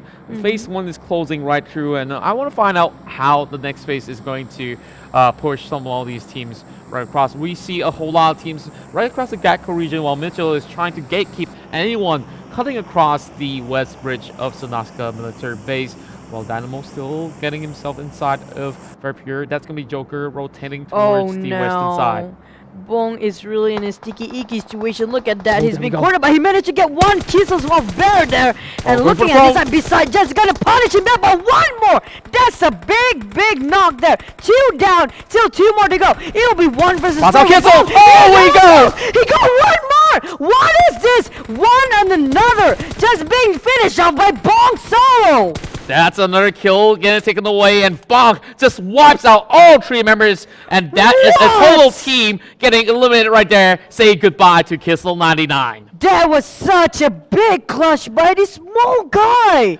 Oh my goodness, that was just a perfect spray, and we did not expect him to actually clutch that one off, just snapping the crosshairs 180. The moment I take 1 down of 1 member off Kissel, he just went all the way towards the back, knowing that members are flanking him. Although he's receiving a whole lot of damage, he still clutched it all right through. That was a big play. That was such a quick wit done by him, but then I didn't see that coming. But look at the current circle right now. Everybody just moved with the migration as the second phase of the game has begun. And Dita just gonna migrate over to C and rotate to see if they're gonna bump into another team and pass the information right back to the rest of the squad. We're looking they might bump into in another high rollers team. We look at number 3 who just passing by just now. We can see Rollexxx just trying to secure into position while Dita is already camped it out by the corners of the wall shores and finding out the rest of Kronten's squad just driving in towards the patrol station. Here comes the spray down over on the side of UAZ, getting a couple of bullets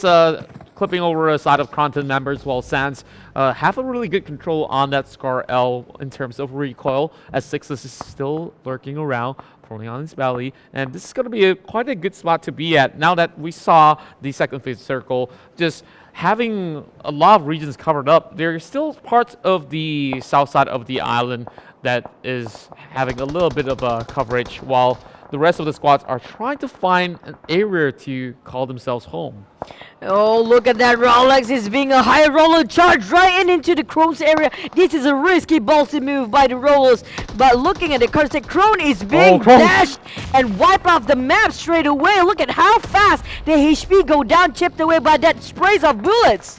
And we see Kronten OP trying to go in for the revival. Sixes will be the next one to drop, as we can see Stark taking it out from the back. So this is going to be a three-way battle between all these squads, as Angry will be finding himself a way to actually go in for the dive. Kronten will be able to save Avi. And over the back, we have Mazik trying to go in for a pickup as well over the side of Burns. Sixes, only member across for the side of Rollexxx, just hiding by the buggy. I'm not sure if Rollexxx could do anything at all, but here comes Milk trying to take this kill away. This is just mean. This is such an evil thing to do. Milk is taking the advantage as a third party. You might just finish up everybody from the flanks. Nobody has a clue that Nick is actually tunneling them from the side of the map. We can see the rest of K7 is around the corner as well, and Juicy will be able to actually give a little bit of coverage with these smokes being popped up. Hydra trying to join in towards this zone as well, so all eyes are being locked in towards the station as Milk will go in to destroy that vehicle, and there goes Sixes. It's a little bit too late for Rollexxx to save him. But Milk straight away being punished with half HP being clipped off, while Mazik now being just getting taps from Angry. Dita is being punished so bad. Looking at Lord right now, he's trying to get the kill on Sans. You can see Sans just trying to build out of that UAZ while Kronten will have a couple of taps on his way. Now that will be another revival. Mazik still safe and alive. They are expending a whole lot of utilities. Smoke's being covered up. There's also all these first aids being popped, but Alice will be taking their sweet time inside Very Pure. There's so many different visitors into Very Pure now, but most of them have already landed in towards the patrol station. That's true. They're just passing by a lot of times, but nobody's actually camping there. While looking at Kron, still going at it against the rest of the whole 4 teams are actually in this compound. 1, 2 from the flanks, while they have no idea. In the middle ones are the most victimized team. We're looking at Bullshot still going around Alice's squad right now. Oh, where we see a flank coming towards the side of Natash, being the first one to fall by Tron, going in for the flank, taking out Alice as well, and there goes Team Alice. Down for the count over on the 15th spot. They will have to sit out towards this game. And Bullshark, oh my goodness me. We see Bullshark just popping off in the previous Star Challenge, and there we go again. Oh, that was close for the Nate. Sorry for that contra, but looking at Nikki,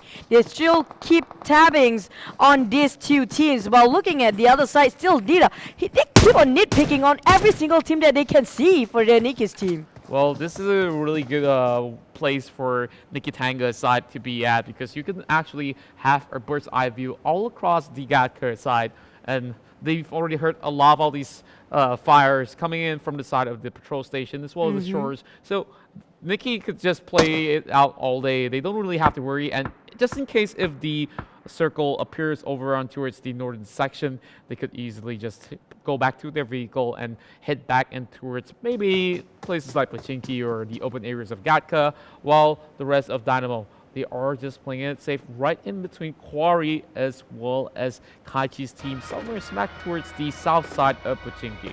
Oh, speaking of Dynamo, I think they just got themselves another airdrop loot, which is very, very stuck up right now. Well, looking at Gareebooo is right at the edges of the circle. Like it or not, they have to face the truth. That is, the favors of the circle is not upon their side. But Dynamo, well, we're talking about them. right now, they're actually in the center of the circle with the rest of K7. We have like what, 6-7 teams right in the middle of the circle there. Yeah, very safe and comfortable. They still have to be pretty wary about that because Gareebooo needs to make their way in towards at least Very Pure or even Quarry. That's where they might get spotted out by Dynamo, and Xinchuan is joining the party over the west as well. It's a little bit of a standstill inside of the patrol station once again, and in between we see RawKnee needing to cut across the bridge, and this is where Dita might just finally find a couple of shots to actually pick them off. Now we are looking at the crosshair of P-Lord, still having a little bit of a hot situation to actually squeeze those bullets into its station. Yeah, Dylan says has been at that same place for the past 5 minutes, and nobody can clip his head off from that, I think a little bit of the cliff area there. While the rest of camp was still camping around this, right at the outskirts of Pachinki, I'd say more into the ferry pier, right in front of the bridge. We're looking at Dynamo's team, and there you go, RawKnee, Ted is actually bridge camping here. We can see RawKnee just trying to find a little bit of an idea on how they could possibly cut across safely, because they can still opt for the river if they really want to jump it off. But Mazika is just trying to check every single side of the windows. And I believe that by this time, Rollexxx as well as Kronten will not have enough of nades to fight off. But here comes Xinchuan. Siren plans to spot out Gareebooo, and he's managed to at least cause a little bit of damage towards the side of Destro.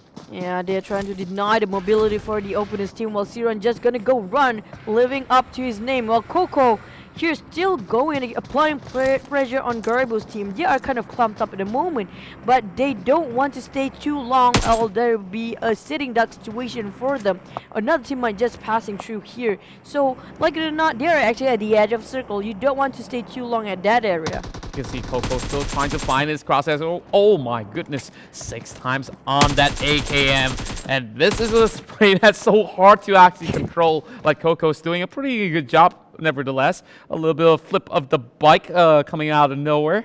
Well, oh, that's interesting to watch. Yeah, I thought it was Ben doing some tricks, but I was a little bit wrong on my side of things. Well, Austin is inside of this compound where they have a couple of areas to play with. This is going to be a little bit of a warehouse section. Oh my goodness. It's still a little bit of a standstill between both Rollexxx as well as Kronten. So I guess we're going to look at elsewhere then. Yeah, the recession kind of continues and stagnation keep on going between those two teams. They are very, very safe, but I always love to watch RawKnee's teams.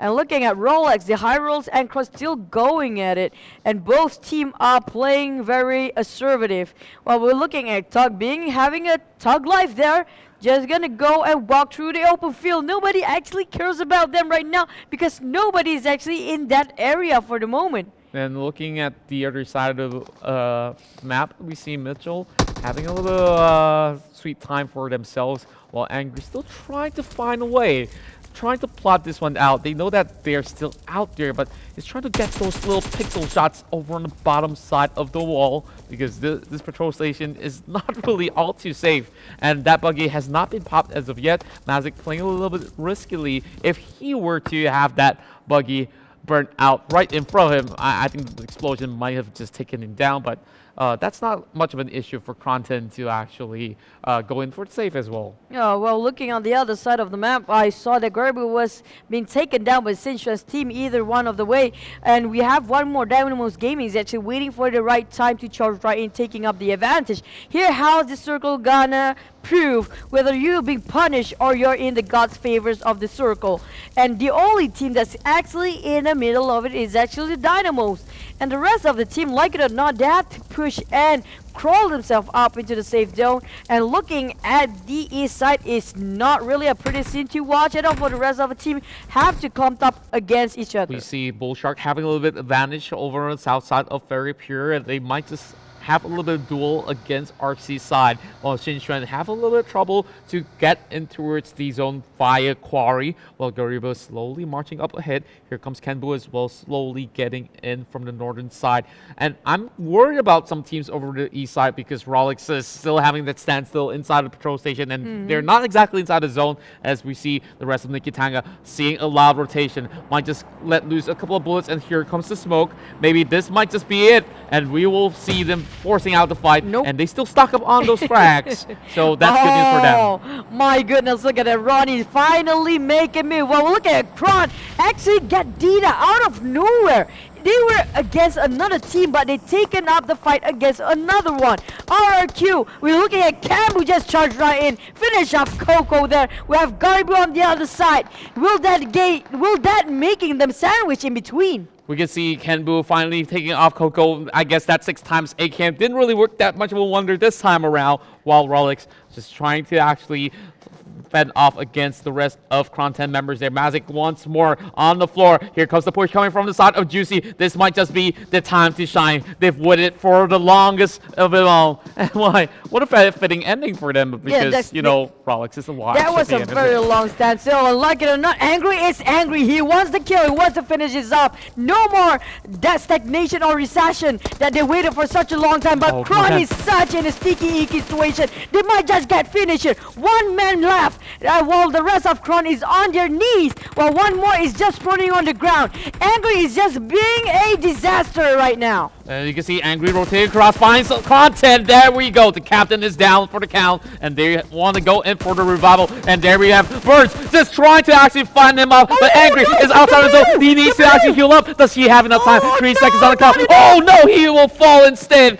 and that is not enough time for that member of Team Rollexxx, as Juicy will try to outrun the circle right now. There was 0.7 seconds left for him to heal up. So close, and Angry right now is being punished back by his actions. And like it or not, the rest of Crow is going to survive. We're looking at Chi, which making a move, being very safe, going in a zigzag pattern on the Dacia. He's really managed to spot them out. This is them hopping off the Dacia. This is just going to be a tough one for them to actually take this one out. Burns will be outside of the zone, will be taken out. And this is 44 players left alive. Here comes Secret, going with a straight out on that micro Uzi to get a couple of shots over the side of Rama as they try to take him down. He's just prone on his belly. But Sans will be able to take out Ben. And that's one member down for the side of K7. Oh, there you go. Dita Sans is still not satisfied with that one knock. Still more to go. While Kaichi is trying to get a vision on her side. But this is not great. Looking at that. Sans getting the clutch over. And with that proning, managed to get 2 kills secured. While the rest of the team is struggling to find a vision on Sans. Juicy stole the kill.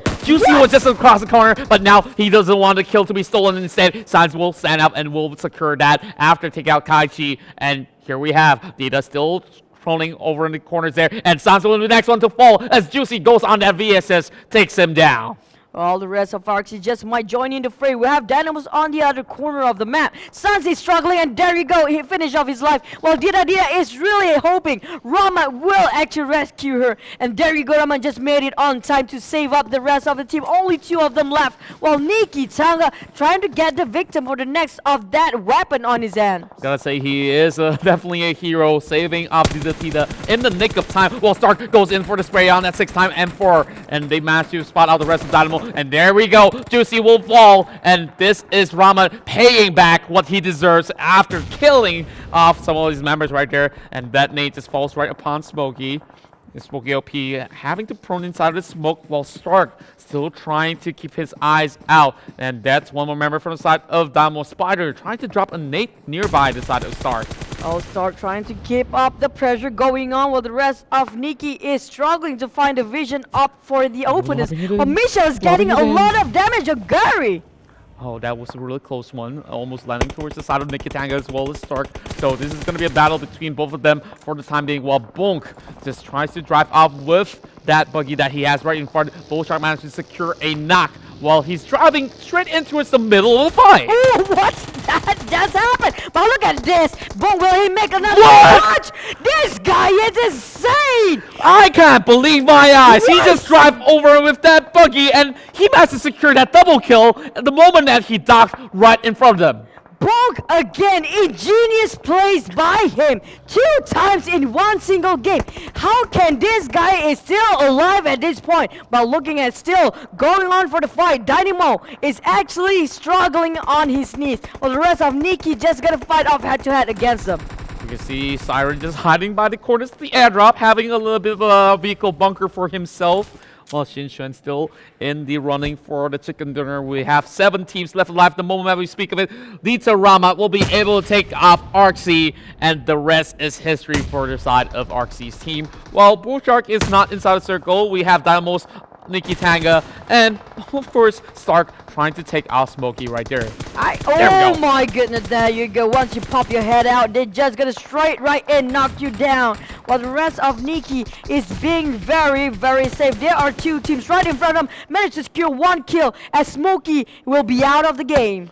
And speaking of Smokey, there at least there is a smoke to actually cover some of these members, while we see Tosho from the side of Mitchel having Kenbu taken down on that M16. That's quite a range coming in from the side of Kenbu, and he's trying to secure that kill, but he's just hiding behind the tree, just waiting for somebody to provide him a little cover, while Joker playing by the smokes there. We see NIKITANGA having the numbers advantage. Oh, that snipe though.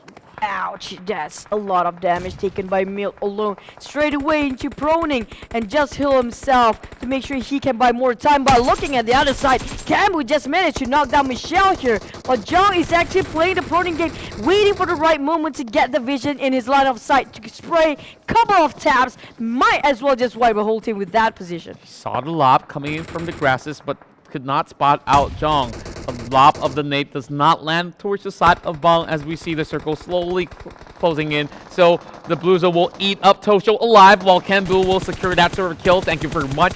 While Seren will be the next one to fall. Warrock just having that perfect bird's eye view towards the side of Kenbu members on the other end. Oh, Mick just managed to heal himself just now, but clip and being shredded off his helmet there. Like it or not, he needs to change that armor. While the rest of Xinxuan team is just struggling so bad. They like it, they're being pressured by the blue, and at the same time, Gareebooo just take that advantage with Warren, finish them off with that beautiful sprays. We see Kenbu's team securing so many of these kills, and Stark will find Tron right towards his head. That's going to be a headshot, and there's way too many smokes being popped up, and I think that Bullshark is kind of blinded right now. There's not much for them to do. While Stark tries to go in for push, they do have the UAZ for coverage. They might just run right in. But instead, there is a bullet flying towards his way from the back, as Bullshark will be able to take out Stark first from the outskirts. While Bang tries to go in for the spray down there. We still have 50 more to go, and they're trying to take out that UAZ, and that will be one more member down, as Bullshark will be the next one to fall.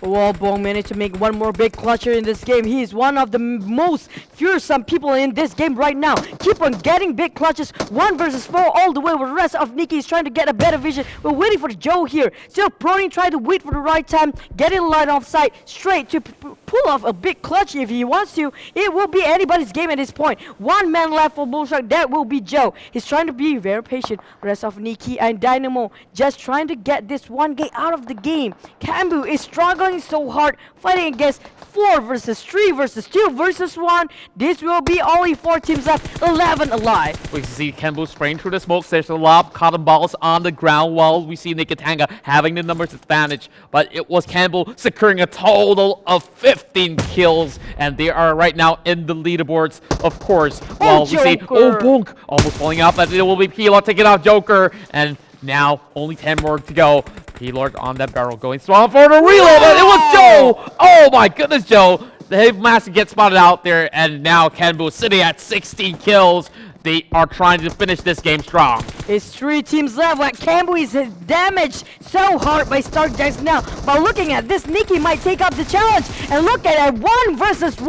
And it seems like Gareebooo just keep on exchanging fire against Niki. You have no idea what's happening right now. We see Warren just going in for the flank, and now it's all up to P-Lord. All of them are on the ground between both of these squads. Instead, they're going in for the rival. It will be a 3 versus 4 if all of them are back up on their feet. But this is going to be a 2-man advantage for both sides. They're going for the flank, looking for NIKITANGA, but Niki and P-Lord will be able to take down Warong, and it's all up to Gareebooo. Gareebooo trying to go for the heals, and they know that they're just by the corners of the truck. He's going to go in for the revivals, and that is P-Lord finishing off both Warong as well as Drunk. Now, this is just members from the back. They are trying to go in for the save while Stark crawling in. They want to finish off strong with all 4 members. NIKITANGA might just have the advantage, but here comes straight out. Oh my goodness, a nade coming from Gareebooo! Oh my goodness, Nick is getting the advantage of firepower, but he's not enough. Gareebooo and Bong just going straight right in. Who is winning this? It was so close. There you go. Oh Oh my goodness! NIKITANGA finally got themselves that chicken dinner after a couple of rough rounds, and that was such an intense fight. Once more, it was between a one-on-one situation, but they went in for a safe, and they are so focused into its getting all the allies back up, and it became a 4v2. But Bonks, man, that guy is a beast. I don't know how many clutches he made just in one single game.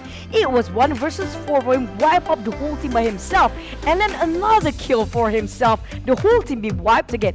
And that last call, Gareebooo, and it always Bong and just 2 of them versus 4.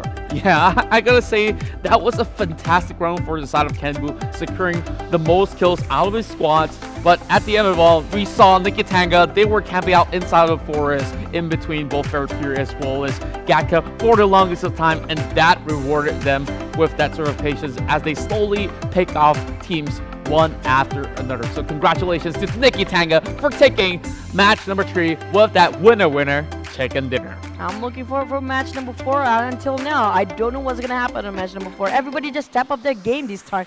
I am surprised about how aggressive these guys can get, especially Bong. What is wrong with you? But like it or not, I'm happy that RawKnee finally joined in the team, and they're going as 4 this time. But they were doing great just now. Yeah, they're doing pretty well. They went into Fairpure, and there was just way too many teams surrounding themselves. And I think that it was pretty much an intense situation for Kronten as well as Rollexxx, because we had a standoff for the longest of time inside the pro station in between the bridges as well as Fairpure. And after all of that, I thought that Rollexxx will be able to actually win those trade-offs, but that nade though, it was too long of those trade. Yeah, that nade one nade actually just made the call that who won that fight. And angry, it was so close that he managed to knock a couple of teams from the other side, but it's just a little bit too late because of the blue zone, right? Yeah, that blue zone moment, it was harsh for him because he managed to heal himself just a little bit, half a second left.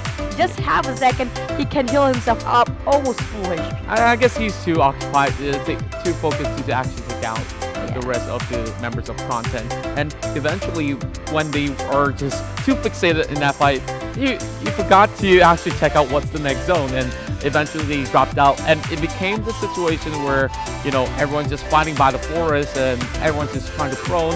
And even K7 went a little bit late and got spotted out by Gareebooo, and Gareebooo just went in shredding all these members out. I guess I would say that big respect for all these guys, Drawn, Bonk, as well as Warren, because they definitely pulled on quite the show. And not forgetting Dynamo as well. Oh yes, Dynamo has been playing so well. They are playing in a very good team play. I like how they always segregated whenever they see an enemy. They don't clumped up as a 4. They separate it as 1-1-1-1 and going covering more angles from the sides as well as the front and the back. But the thing is, I'm a big fan of prones gaming right now, because you saw how many clutches by just proning and nobody noticing you from that standpoint. Well, I guess it really depends on the sort of terrain, because that sort of terrain is a little bit tricky, and you can still hide by the grass, and if you do have the ghillie suit, it will give you a little bit of that sort of edge. And we see a little bit of that amazing sprays coming from across all these teams. But let's have a look in towards the leaderboards right now. Bullshark will be topping the board, knocking down NIKITANGA right below because of the total kills that Bullshark managed to receive by the end of the game. 22 kills as well as 74 points, sitting at number 1 spot. And looking at number 2, NIKITANGA, even though they are not getting as much kills as the other team, but that placement point really plays a big role for them at 71 points at the 2nd place. Dita, oh boy, I like how the Romeo and Juliet plays their role just now. Managed to secure themselves a couple of wipe off the whole squad. If I'm not mistaken, it was ARXY's team, and it will secure them with 20 kills. They're 70 points in total. While Gareebooo got themselves a lot of kills with follow-up Kron's team here, 22 and 21. Almost the same kills as the number 1 Bullshark here, but got themselves tied at 4th and 5th place with 61 points. Yep, and followed by that, we have Mitchel sitting at 6th spot, followed by Dynamo Gaming coming in the 7th place with a total of 38 points. Kaichi is just 1 point short, although they did manage to secure a lot more kills. They are lacking in terms of ranking positions. Looking towards the 9th position, we have Kissel99 being taken out pretty early into the game, followed by Alice coming with a total of 7 kills. Both share the same kills alongside with Team Rollexxx, and that's just one point of difference between the two of them, while Kissel will share it with Alice coming in for 9th as well as 10th place. 12th place we'll have ARXY, followed by Xinchuan, Gareebooo, Sulin, and last but not least we have our dear friend RawKnee. I still love RawKnee. I love RawKnee the most, don't get me wrong. But look at the kill leaderboard right now. Bullshot just chopping everybody else whenever they come in his way. While got himself at first place with the most kill, 8 points there in total. While looking at Kronten, who is just going up the stairs now, and with 5 points, tied with Gareebooo, who at 3rd place. While Dita fallen off the chart at the 4th placement, 3 points, tied with Kissel99 at 5th placement. Well, I gotta say that we see all of them still fighting to be the best out there, and that was just an amazing performance from everyone.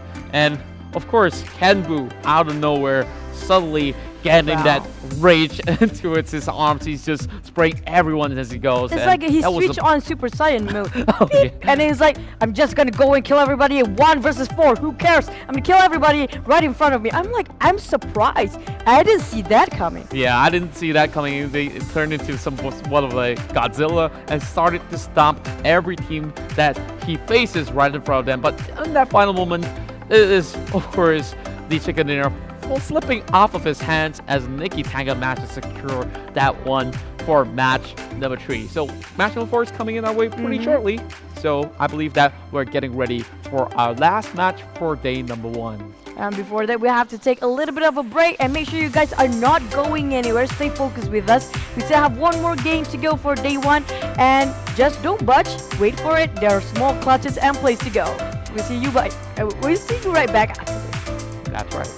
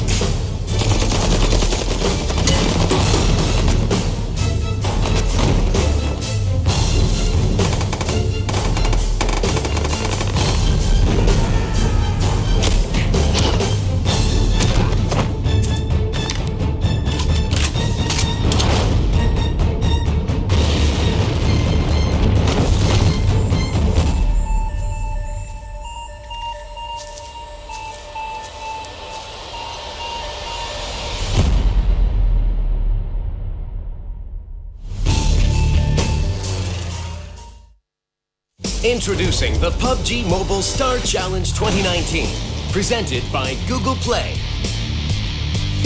16 top gaming creators team up with the world's top pro players. Catch all the action and drama exclusively on YouTube. With millions of PUBG Mobile fans across the world, a new generation of stars competes for fame, glory, and $250,000 in total prizes. The road to stardom opens on July 1st. Join us and vote for your favorite star.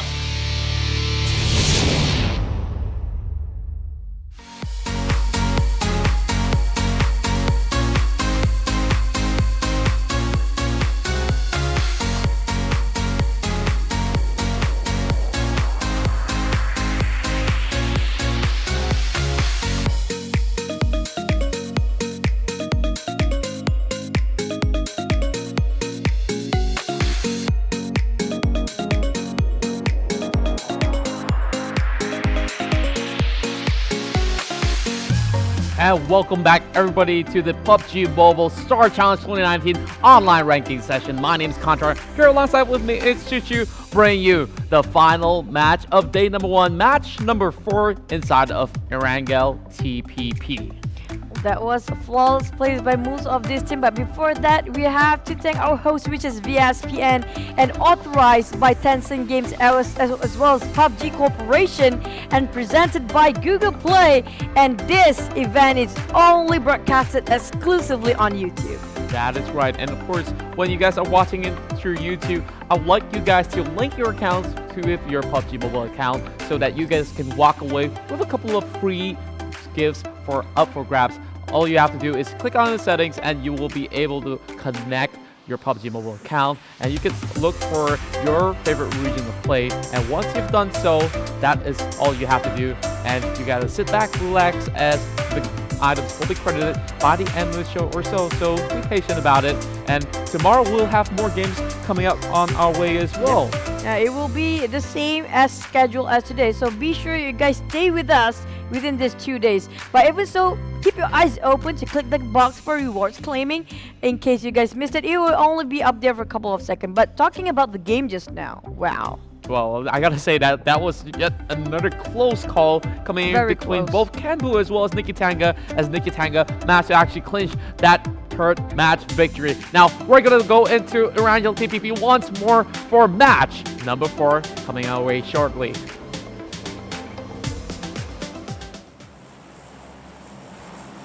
Well, here we go in the final match for day 1, match number 4 in here, PUBG Mobile Star Challenge 2019 online ranking session. And I am Chu speaking and sharing the table with the awesome Contra. We're looking at the final game of the day.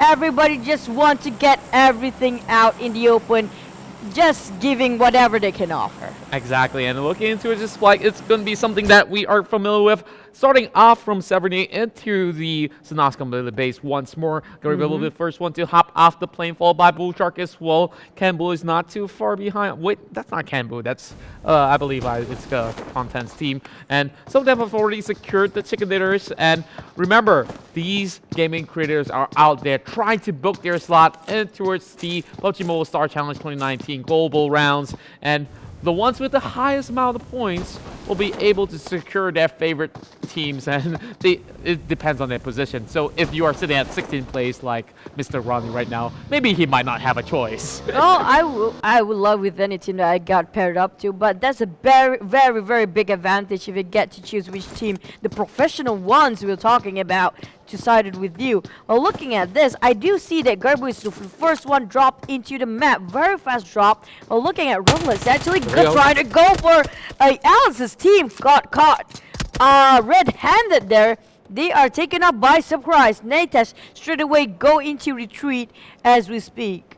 Natash just trying to actually get a little bit of a coverage ground, having a little bit lower mass to heal up. Twin bullets on that VSS. Having that extended map definitely helps her out for a little bit more. And I do love all these skins that they have. Speaking of skins, of course, there's a new Royal Pass. If you guys haven't purchased it, you go ahead and do so because it's going to be a long season. And looking at this circle, we are having it covering the whole islands of Sanaska military base and some parts of the mainlands as well. Okay, I'm loving this circle a lot, actually. But I do feel sorry for the players because it's a very punishing circle for most of the team, especially those who are up in the north. And 50%, I say, is covering the water. Oh yeah, it's just a little bit tough for them. I'm not too sure if that's 50%, but I think that was it's fair around, enough. yeah, Some it's of these around teams- 40 to 50% of water. Yeah, some of these teams could possibly opt to pick some boats up if it does end up inside of the island. While inside of the school compound, we see Kenbu all by himself alongside with Bong,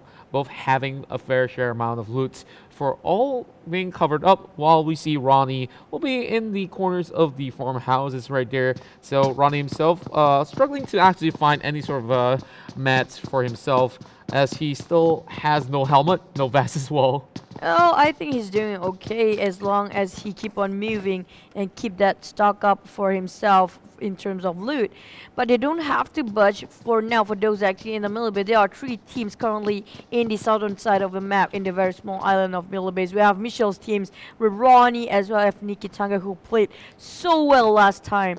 And we have no clue who will take up the last chicken of the day for our day 1 PUBG Mobile Star Challenge. Well, looking at this, I think that RawKnee, at least they are dropping inside the south side of the base once more. So maybe this is going to be a good news for themselves. But sharing the base currently is, of course, Mitchel as well as NIKITANGA. As we look in towards Yasna, Pollyanna is heavily populated. We have Rollexxx, we have Sulin, as well as Alice's side to actually take each other out. So we see who will be the last one to survive out of the city. This is too overcrowded, I say, especially against Sulin and Rollexxx. They are just next to each other. Will it be another still standing moment for these 2 teams like we watched the last one? Because Rollexxx is a very, very safe team when it comes to not ambushing people. Well, I gotta say that they are playing smartly in the sense that they're not overly passive. They need to take up fights when they should. So I believe that they make the right calls. And inside of the water town is going to be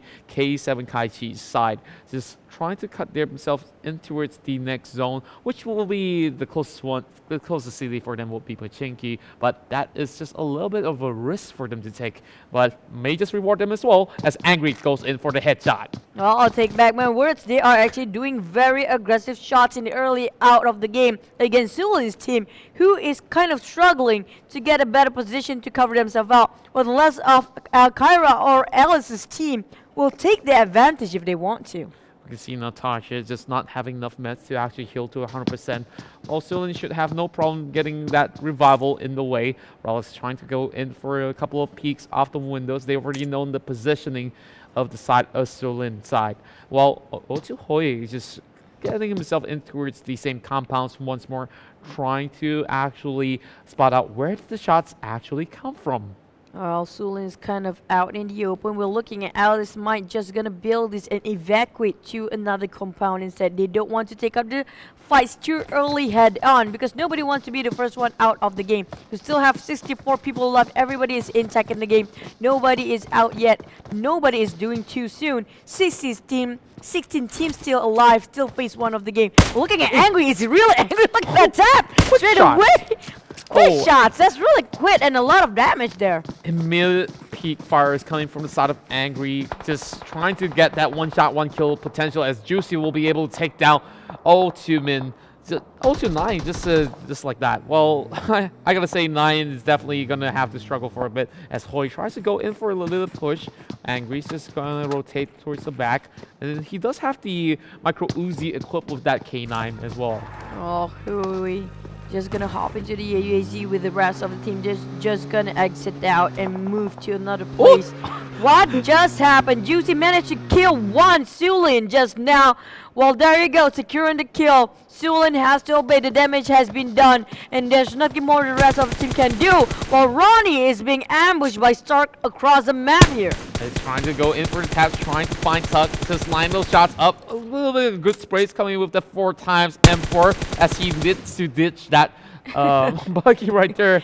I think that the tires definitely popped across, while we see Sulin 02 the captain of the squad just dropping out of the vehicle, and that spray down coming from Angry will be able to take down the second member from the side of Student, as well as they try to rotate out Yesnaya Pollyanna. Well, we're looking at Kissel's team, which will securing or barricading this bridge. I really love when this happens. Look at that. They are so sneaky with that suit going on. That's such a fancy and flashy suit on Bear. He's really being a bear there. Okay, I guess like other than the bear, we still have Tuck here, who managed to actually survive with a little bit of help coming from Ash, giving a little bit of support coming from the side of the UAZ, while Rollexxx will be facing off with Schooling for the second time coming. Juicy getting some sprays over his side, but managed to dodge it all out, waltzing his way. Spin goes in for a reload, still trying to find Juicy. Juicy's just by the corner wall. He knows that he's peeking, and he's just trying to charge up the nade. This is going to be a little bit of smart move, but Angry will be able to find. Sully knows you for the second time, lobbing the nade, and he needs to go in for the run, as Juicy will take it down to 40%. That was so close. Juicy just managed to dodge it at the very last minute. We're looking at Angry. He's being very angry. Look at that. Oh, he's going for the chase. He's going for the chase. He's just going to bring in that micro Uzi, and he hops out towards the second wall, spins, just spinning around, just going in for a little bit of a rotation as he goes back in towards the wall, and he got no place to hide as Angry has to pick up this fight. There we go. There you go. That's micro Uzi at its best. Straight off. The best firing rate ever. While the rest of Rollexxx team just join in and get the loot all together and sharing them among themselves. We're looking at Nikki just managed to park themselves up here, while we have Mitchel's team already up in their arms, ready for any damage being taken up by the rest of Stark. Just keep on giving pressures for a lot of team. Yeah, you can see Mitchell having a little bit of dilemma right here, although they do have a couple of compounds to work with. This is now Pon going on that Scar L with the 4 times, trying to land those shots straight towards the side of NIKITANGA. NIKITANGA already winning one chicken dinner from the previous match. They're looking to actually keep that sort of momentum going as they are just playing by the shorelines over on towards the northern section of the island, while we see ARXY finally taking off Milk just with that couple of taps. That's why you cannot be too comfortable, and just a little bit pick will get yourself a big headshot there. Well, Nikki just kind of trying to get himself a little bit covered in the ditch here. But it's not like it's a really good yep, it's a very good place. Yeah. They've already lined up all these dossiers. But then that's the thing. You don't want to be too occupied with those that actually in front of you, because anybody can charge you up from behind. You're taken up by surprise. That will be very, very such a sticky spot to walk out of. Yeah, and also on the corners of the bridge, we also have Dita joining in the party, not too much on the other side of the eastern bridge, while we see K7 having a little bit of a time of their lives. This is I'm really happy for Kaichi's team, because for the first time ever they are not bumping into any other team early out in the game, because they have been bumping into Elsa's team quite some time now, 3 games in a row. While we're looking at the side of Kronten, yep, well, I would say that at least they're playing it a little bit safer, not meeting up way too early, while Kronten is tanking the blue, just rotating across the corners of Jordan. I believe that they need a lot of fuel to actually get in towards the island, while Bullshark will possibly do the same as well. They're going to reach the south side of Sanaska Island, while we're going back in towards Nikki's little bit of a tussle here, a little bit of sniping fiesta for both Mitchell as well as Nikki at this section, while we see Bullshark finding a place to dock over on the south side of Sanaska. Okay, well, looking at the Sanovska military base is slowly occupied by a lot of teams.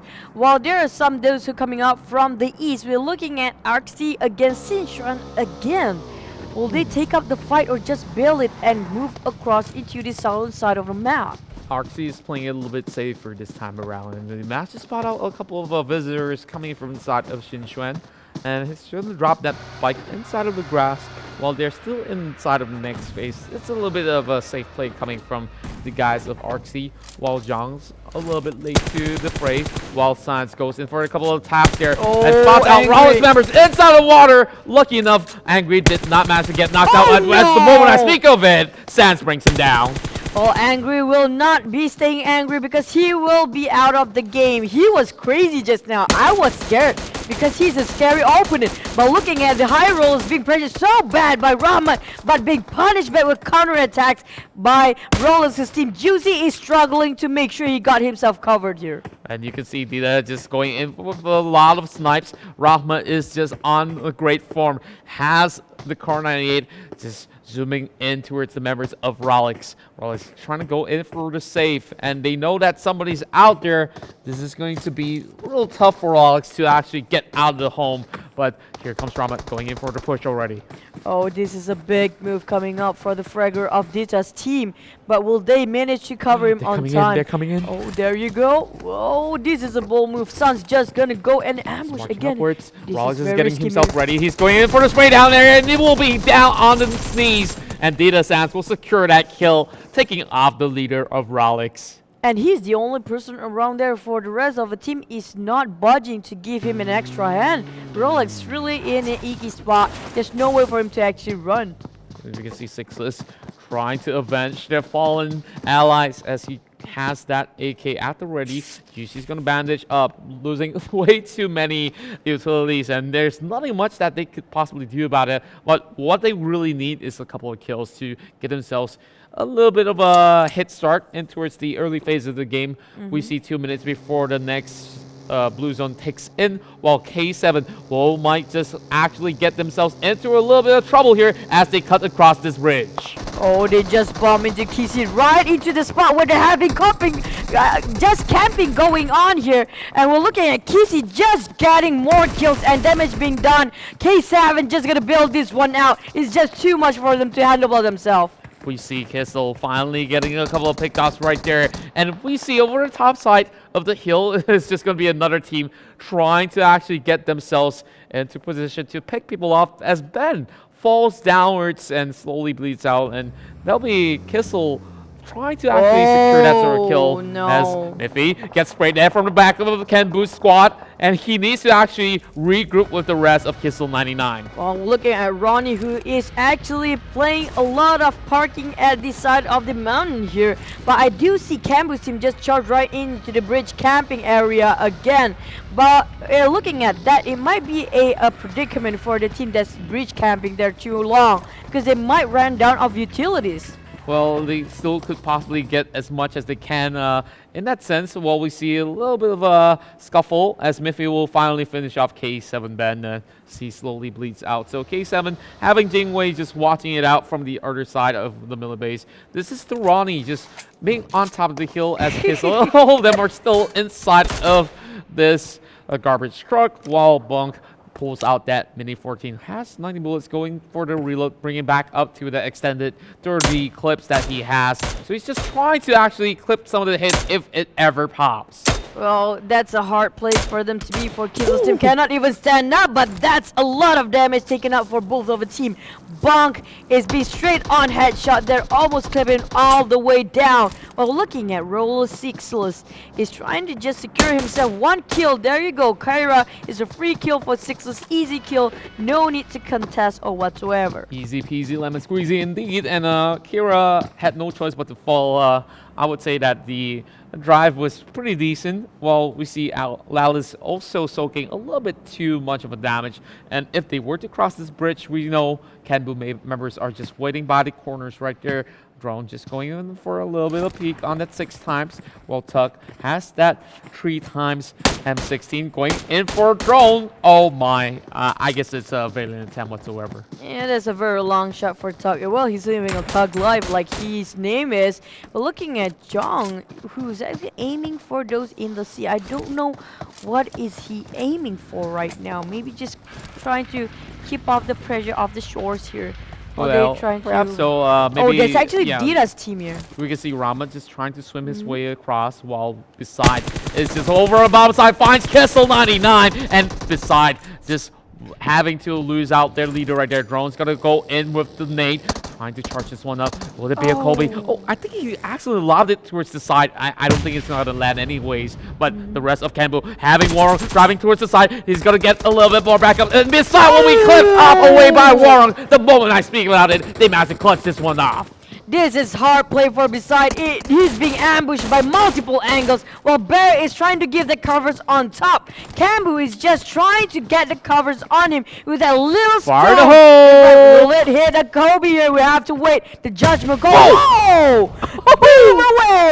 Gareebooo straight on his knees. Well, the rest of Gareeboo's team trying to help him, but they just can't get the vision right. And there's the second nade falls over the side of Gareebooo once again. There's a couple of taps over on the side of Bear as Kissy will have to play it out really safe as RawKnee is also locking their eyes to try to turn themselves into this fight as Tad finds himself the headshot taking down Bear. Oh, this is a bad position for those actually on the bridge. They really need to budge. It's a bummer for them and don't want to stay too long. We've got themselves all two teams being killed here by RawKnee, who's actually taking the advantage at this situation.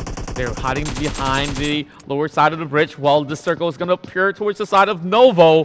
While they are fighting right below this bridge as well as above, they really need to move because they don't really have too much of a time while Sixless is still across the bridge while we're having Lallis still second guessing whether or not should they cross the bridge or not. Gareebooo will be making their way in and they might have to deal with NIKITANGA as Bullshark is in the horseshoe of the military base. They really need to cross that bridge. There's no time to think anymore. Kronten. While the rest of Kronten is actually decided to swim over.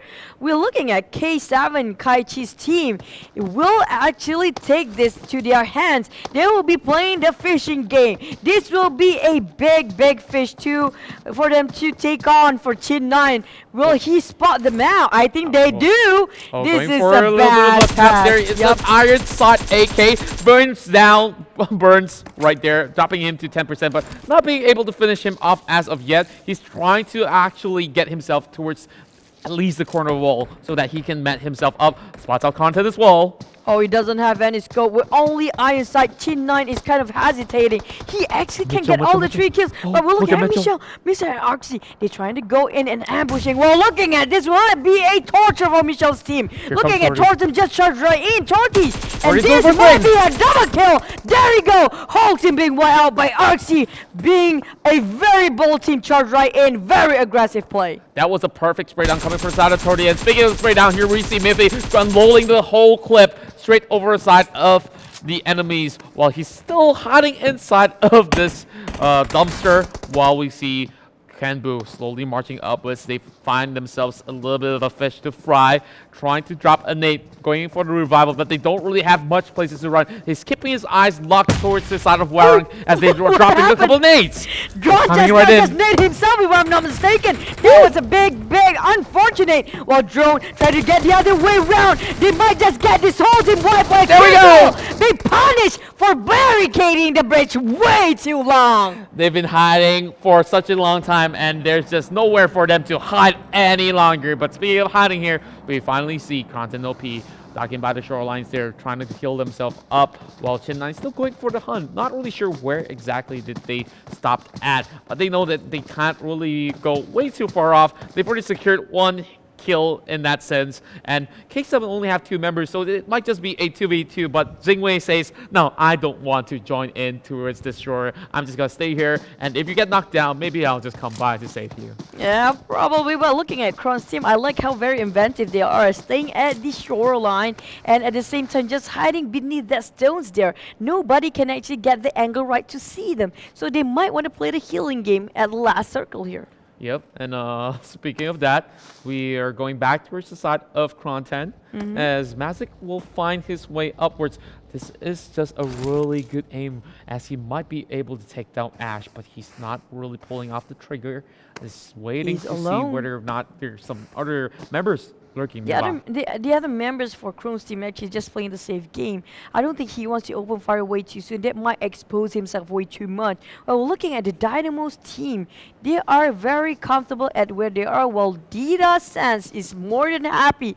That is a big airdrop. Yep, that's going to be a Groza giving himself that sort of advantage. And on top of the radio tower is a pretty good spot to be at because that's pretty much center for the side of Dynamo Gaming. Well, towards the lower side, we still see Kronten struggling to find themselves in towards the land, and he needs to actually take a swim, but you know that Chin9 is not going no. to give them that much of a room to breathe. And speaking of Chin9, he's just by the corner of the next phase, so this is going to be good news for them. But Kronten members on top will possibly go in for a little bit of a flank, as well as RawKnee being pretty close by. Well, we're looking at Joker is not making some funny moments. He's being aggressive, a couple of taps here and there, nitpicking everybody around him. We're looking at RawKnee playing very seriously this time around. He's actually trying to get down 2 teams here. K7 and Kronten will be on his way. We're looking at it. That spray is beautiful, but still not keeping off taps anybody off just yet. He's just trying to rotate the other way around, circling, alternating his way to get a better angle. We see a really good spray control coming from the side of RawKnee, so that's pretty impressive to me. And now we're seeing Warong just trying to spot out some of these guys over onto the south side of the island. He's going for a little bit of charge. Chin9 going to drop 1 nade right across.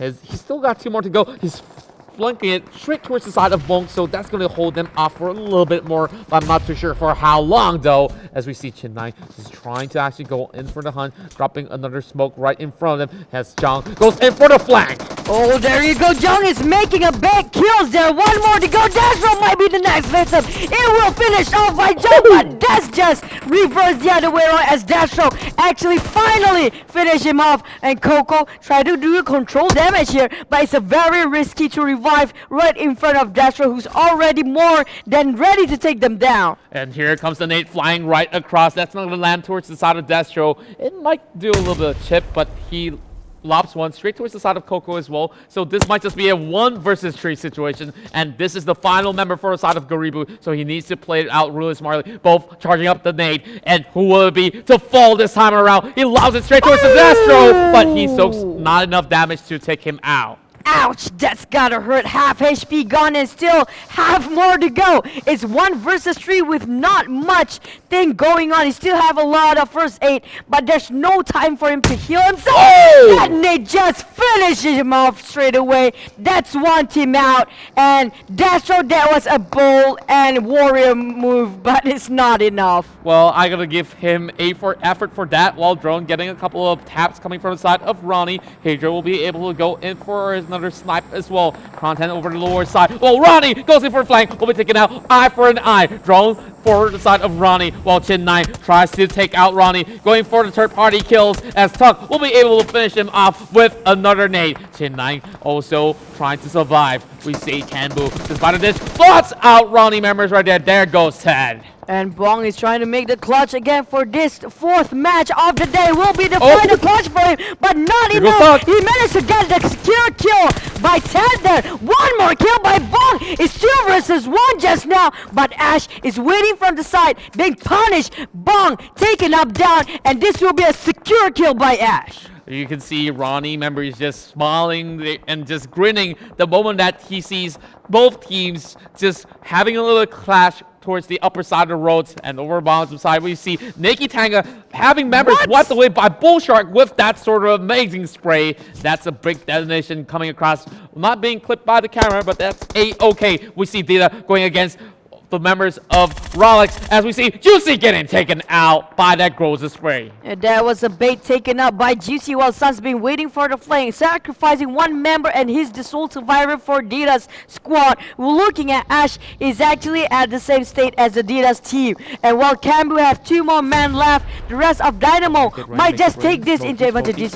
We're going to see another nade being dropped towards the side of Papape. There we go, another knockout, dropping perfect on the spot. That was a painful nade and torturing to watch. We saw how it looped perfectly on the spot. We're looking at Torty just being taken down, the rest of Dynamo's team having the most manpower. Finish off ARXY team next. We can see they are still 4-man strong. They have Joker soaking most of the damage, but ARXY gets removed from play. We still have 7 more teams to go, while Gareebooo only has 2 more members left. Oh, we see Kronten still have birds swimming by the waters. I am surprised because they managed to survive that long, and the captain, Kronten OP, is still left alive. Make that 7 more on the table.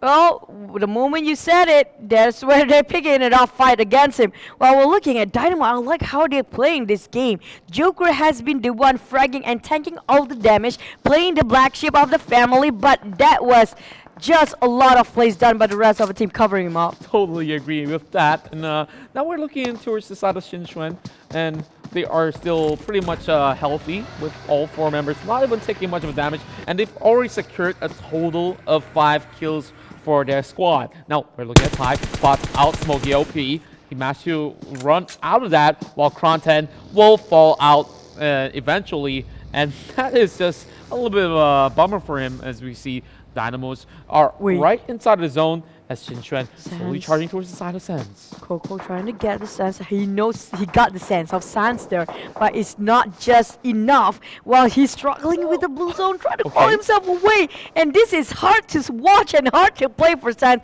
He might bump into Coco. This is bad. Spots out Coco. Can he actually pull this one off? Got the red dot in, and the sprays are beautiful, taking him down towards 30%. But now the rest of Xinxuan has been alerted. Coco playing this one safely, having the first aid kit being popped out, and Sands just by the corners. They know that he's just right outside. Gonna pop a little bit of smoke just to cover the tracks. And here comes Xinxuan trying to finish the kills. The knob of the nade won't be able to fall straight towards the side of Sands. That was so close. Sands actually almost busted his position. Now, when we're looking at Joker, will he be another bait for the rest of the team? And he sacrificed a lot. There goes one nade. Will it be a Kobe?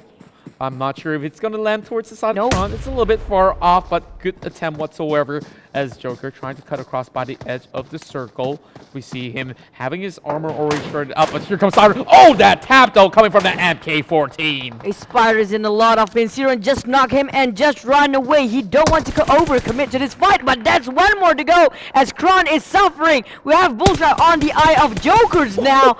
Oh, that's a lot of return damage there. Ouch, that's gonna really hurt, and Joker just smoking a little bit more, and John going in, taking down Kenbu, and Warong needs to actually fall back, going in to save his dear captain right there. Zhang possibly clutching this one out. Xinxuan have a really good chance to actually take it home with that final game in hand, as Smokey is in the crosshair. Siren, one more tap from the side of the MK14 as we see Joker running for his life. Siren is not letting anybody run. He see and they run, but he kills them. Looking at this, Dynamo was actually one of the strongest, being wiped out by Siren himself. There's just nowhere for them to hide. You can see this is sort of an open field with a couple of kills all across, and Pi will be able to get a Bull Shark members right there as Pi tries to actually get himself a little bit of sort of advantage, but this circle is not really doing him any sort of good at all. Trying to peek it out, and the rest of Xinxuan trying to actually pick up, and Siren is totally on form today as we see him trying to take out Pi right across. I know Siren is really raging right now because they were kill stealing him.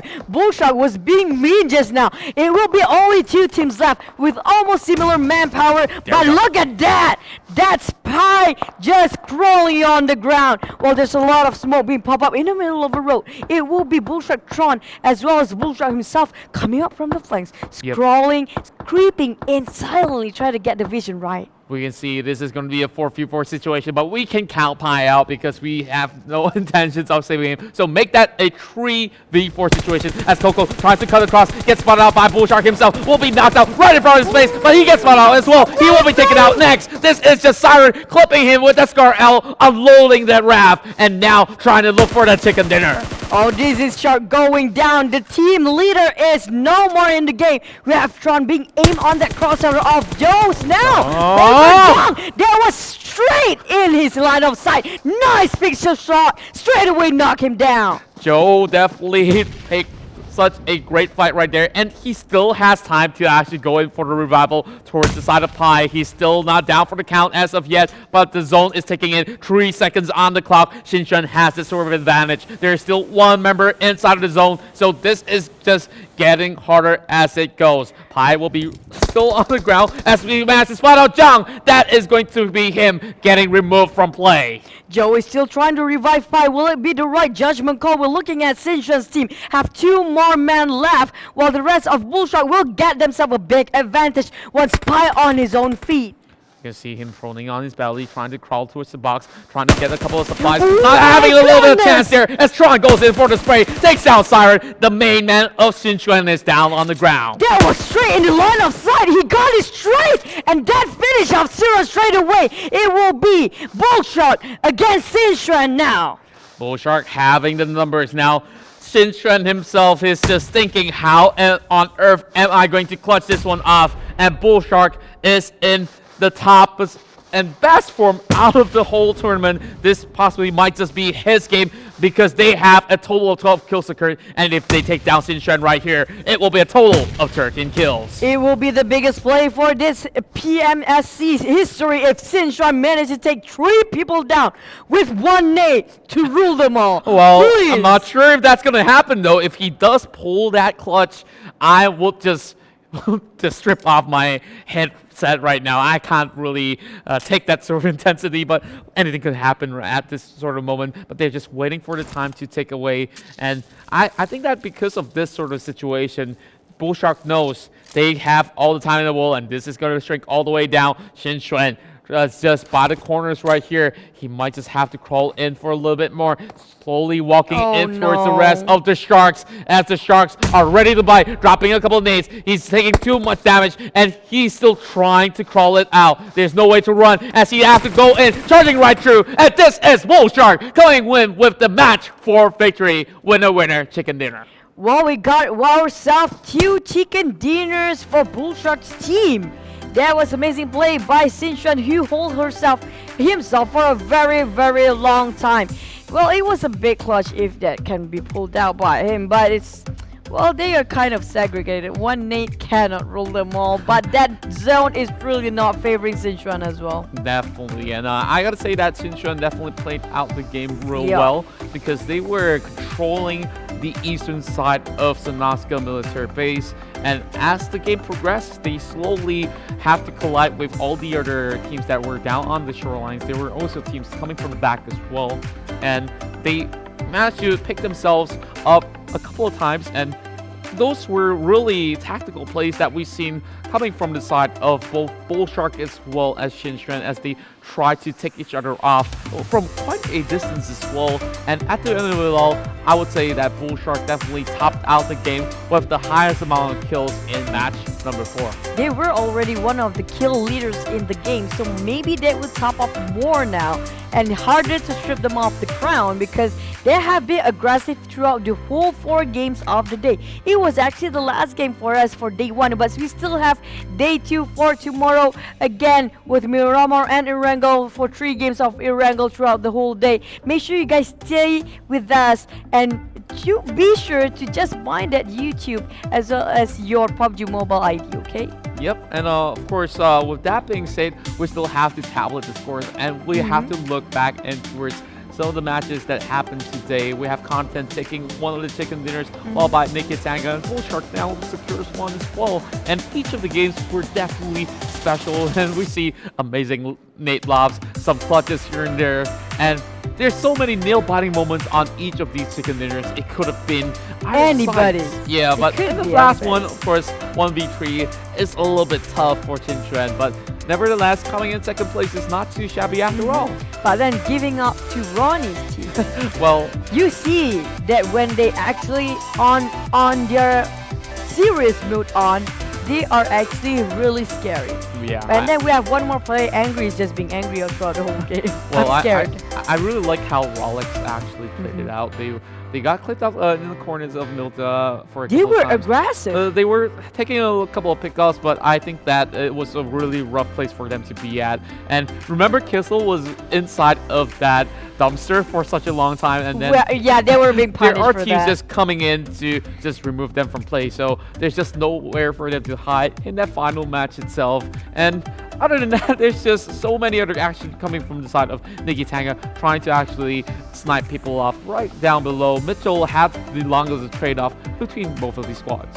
There was amazing play by the bridge. I would love to see that more over and over again. I wouldn't get tired of that. But then, speaking of the bridge camping, right? You won't want to stay too long in that area unless if you keep rotating with 2 people, because they are kind of outsourcing themselves when they be ambushed by one team after another, which passing through that bridge. We can see like a couple of teams, I think 3 teams passing through there. Yeah, and not only that, like it was quite the ending that I wish to see because of how it went zoomed right in towards the melee base, and Kronten OP survived really long as well. When we think about it, he went from the north side of Georgia Pole take a little bit of cut across using those boats. And the moment that he reached, there were K7 waiting by the edge of the shore to take them down, and they have to actually ditch those boats and took that sort of swim, and they made it towards the top 10 as well. So that was an amazing feat. Let's have a look into the leaderboards right now. We have Bullshark topping the charts with a total of 117 points. That's 3-digit hitting off the chart. But we're looking at Dita's team, which is closely behind with 95 points in total with 26 kills and 30 kills by Gareeboo's team. That's Trudy's when we're talking about an 85 total points, just a little bit difference in terms of position points. Yeah, I gotta agree with you right there. NIKITANGA also getting that chicken dinner in match number 3, managed to secure a total of 77 points, followed by 14 kills, and Kronten OP will make up the top 5. Coming in with 21 kills as well as 73 points. So they still have a lot of chances coming in for day number 2. And Dynamo Gaming will come in at 6th place, followed by Shinshuen that managed to finish on 2nd spot. So they are playing for positions. That's a little bit of great tactic from the side of Shinshuen. And Mitchel will make up the top 8 with a total of 47. At the bottom 16, we have Sulan actually just fallen off the chart with no kills still. While we look at RawKnee just climbing up along the chart with 23 points, just 1 point different, but the same point in terms of kills with Gareeboo's team. Mitchel got themselves 17 kills, but still got 13 placement because they always get more kills than the placement points with 36 points in total. We have Alice's team 8 kills, half of what kills have, but still got themselves extra position points there. We're looking at RXY is the same fate as Kills' team, but a little bit higher on the chart with 11th place, 15 kills in total, 40 points. And we have Kaichi's team got herself 9 kills. We're looking at Rollexxx, 16 total kills, 47 points. There's a big gap between the 10th and the 9th place, 47 and 43 points respectively. Yep, Rollexxx is actually sharing it with Mitchel, and there's a little bit of a big leap between some of all these teams as well. But looking in towards the kill leaders here, Bullshark, undeniably one of the best players out there in this game, coming with a total of 14 points, which means a total of 40 kills, followed by Gareebooo. Now hopping from 3rd place, beating out Kronten OP with just 1 kill difference on 6 kills, as well as Kronten OP with 5, followed by Dita with 4th place. And of course, over on the 5th place, we have Mitchel99 still maintaining that 3 kill in his hands. Mitchel and Bullshark, that's a lot of different from 5th place to 1st place. 14 kills in total points and 3 for the 5th number. That was like what, 11 kills in different from 1st kill leading and to the 5th one. That's right, and that was so many highlights that these gaming creators definitely produce, and I wish I could actually take a peek on to see what's really going on in their mind. And if you guys haven't subscribed to them already, go ahead, drop them a little bit of a visit and hit that subscribe button. That will definitely help all these creators a whole lot. And for you guys who are still watching right now, although this is the end of the game, we still have those freebies for all of you guys. If you guys haven't claimed it already, click over to the settings and connect your PUBG mobile account with your YouTube account. And once you've done that, you'll be able to select your region of play, and with that being said, you'll be able to claim your free gift. Now I believe we're kind of wrapping things up already, so we gotta give a huge shout for all the people making this possible. Yeah, there's none other than our host, which is VSPN, and those who are authorizing this event, PUBG Mobile Star Challenge 2019. It still is in the online ranking phase or session. We have to give a big thanks to Tencent Games as well as PUBG Corporation, and this is presented by Google Play, and this will only broadcast it on YouTube. Make sure you guys stay on YouTube, okay? That's right, and same time, same place, it'll be UTC +8 for our very first match over on to 9 p.m. GMT +8. So make sure you guys don't go anywhere, as we will be here for day number 2 with 4 more matches to go. So this is Contract here alongside with Choo Choo. We'll be signing out, and till then, we'll see you tomorrow.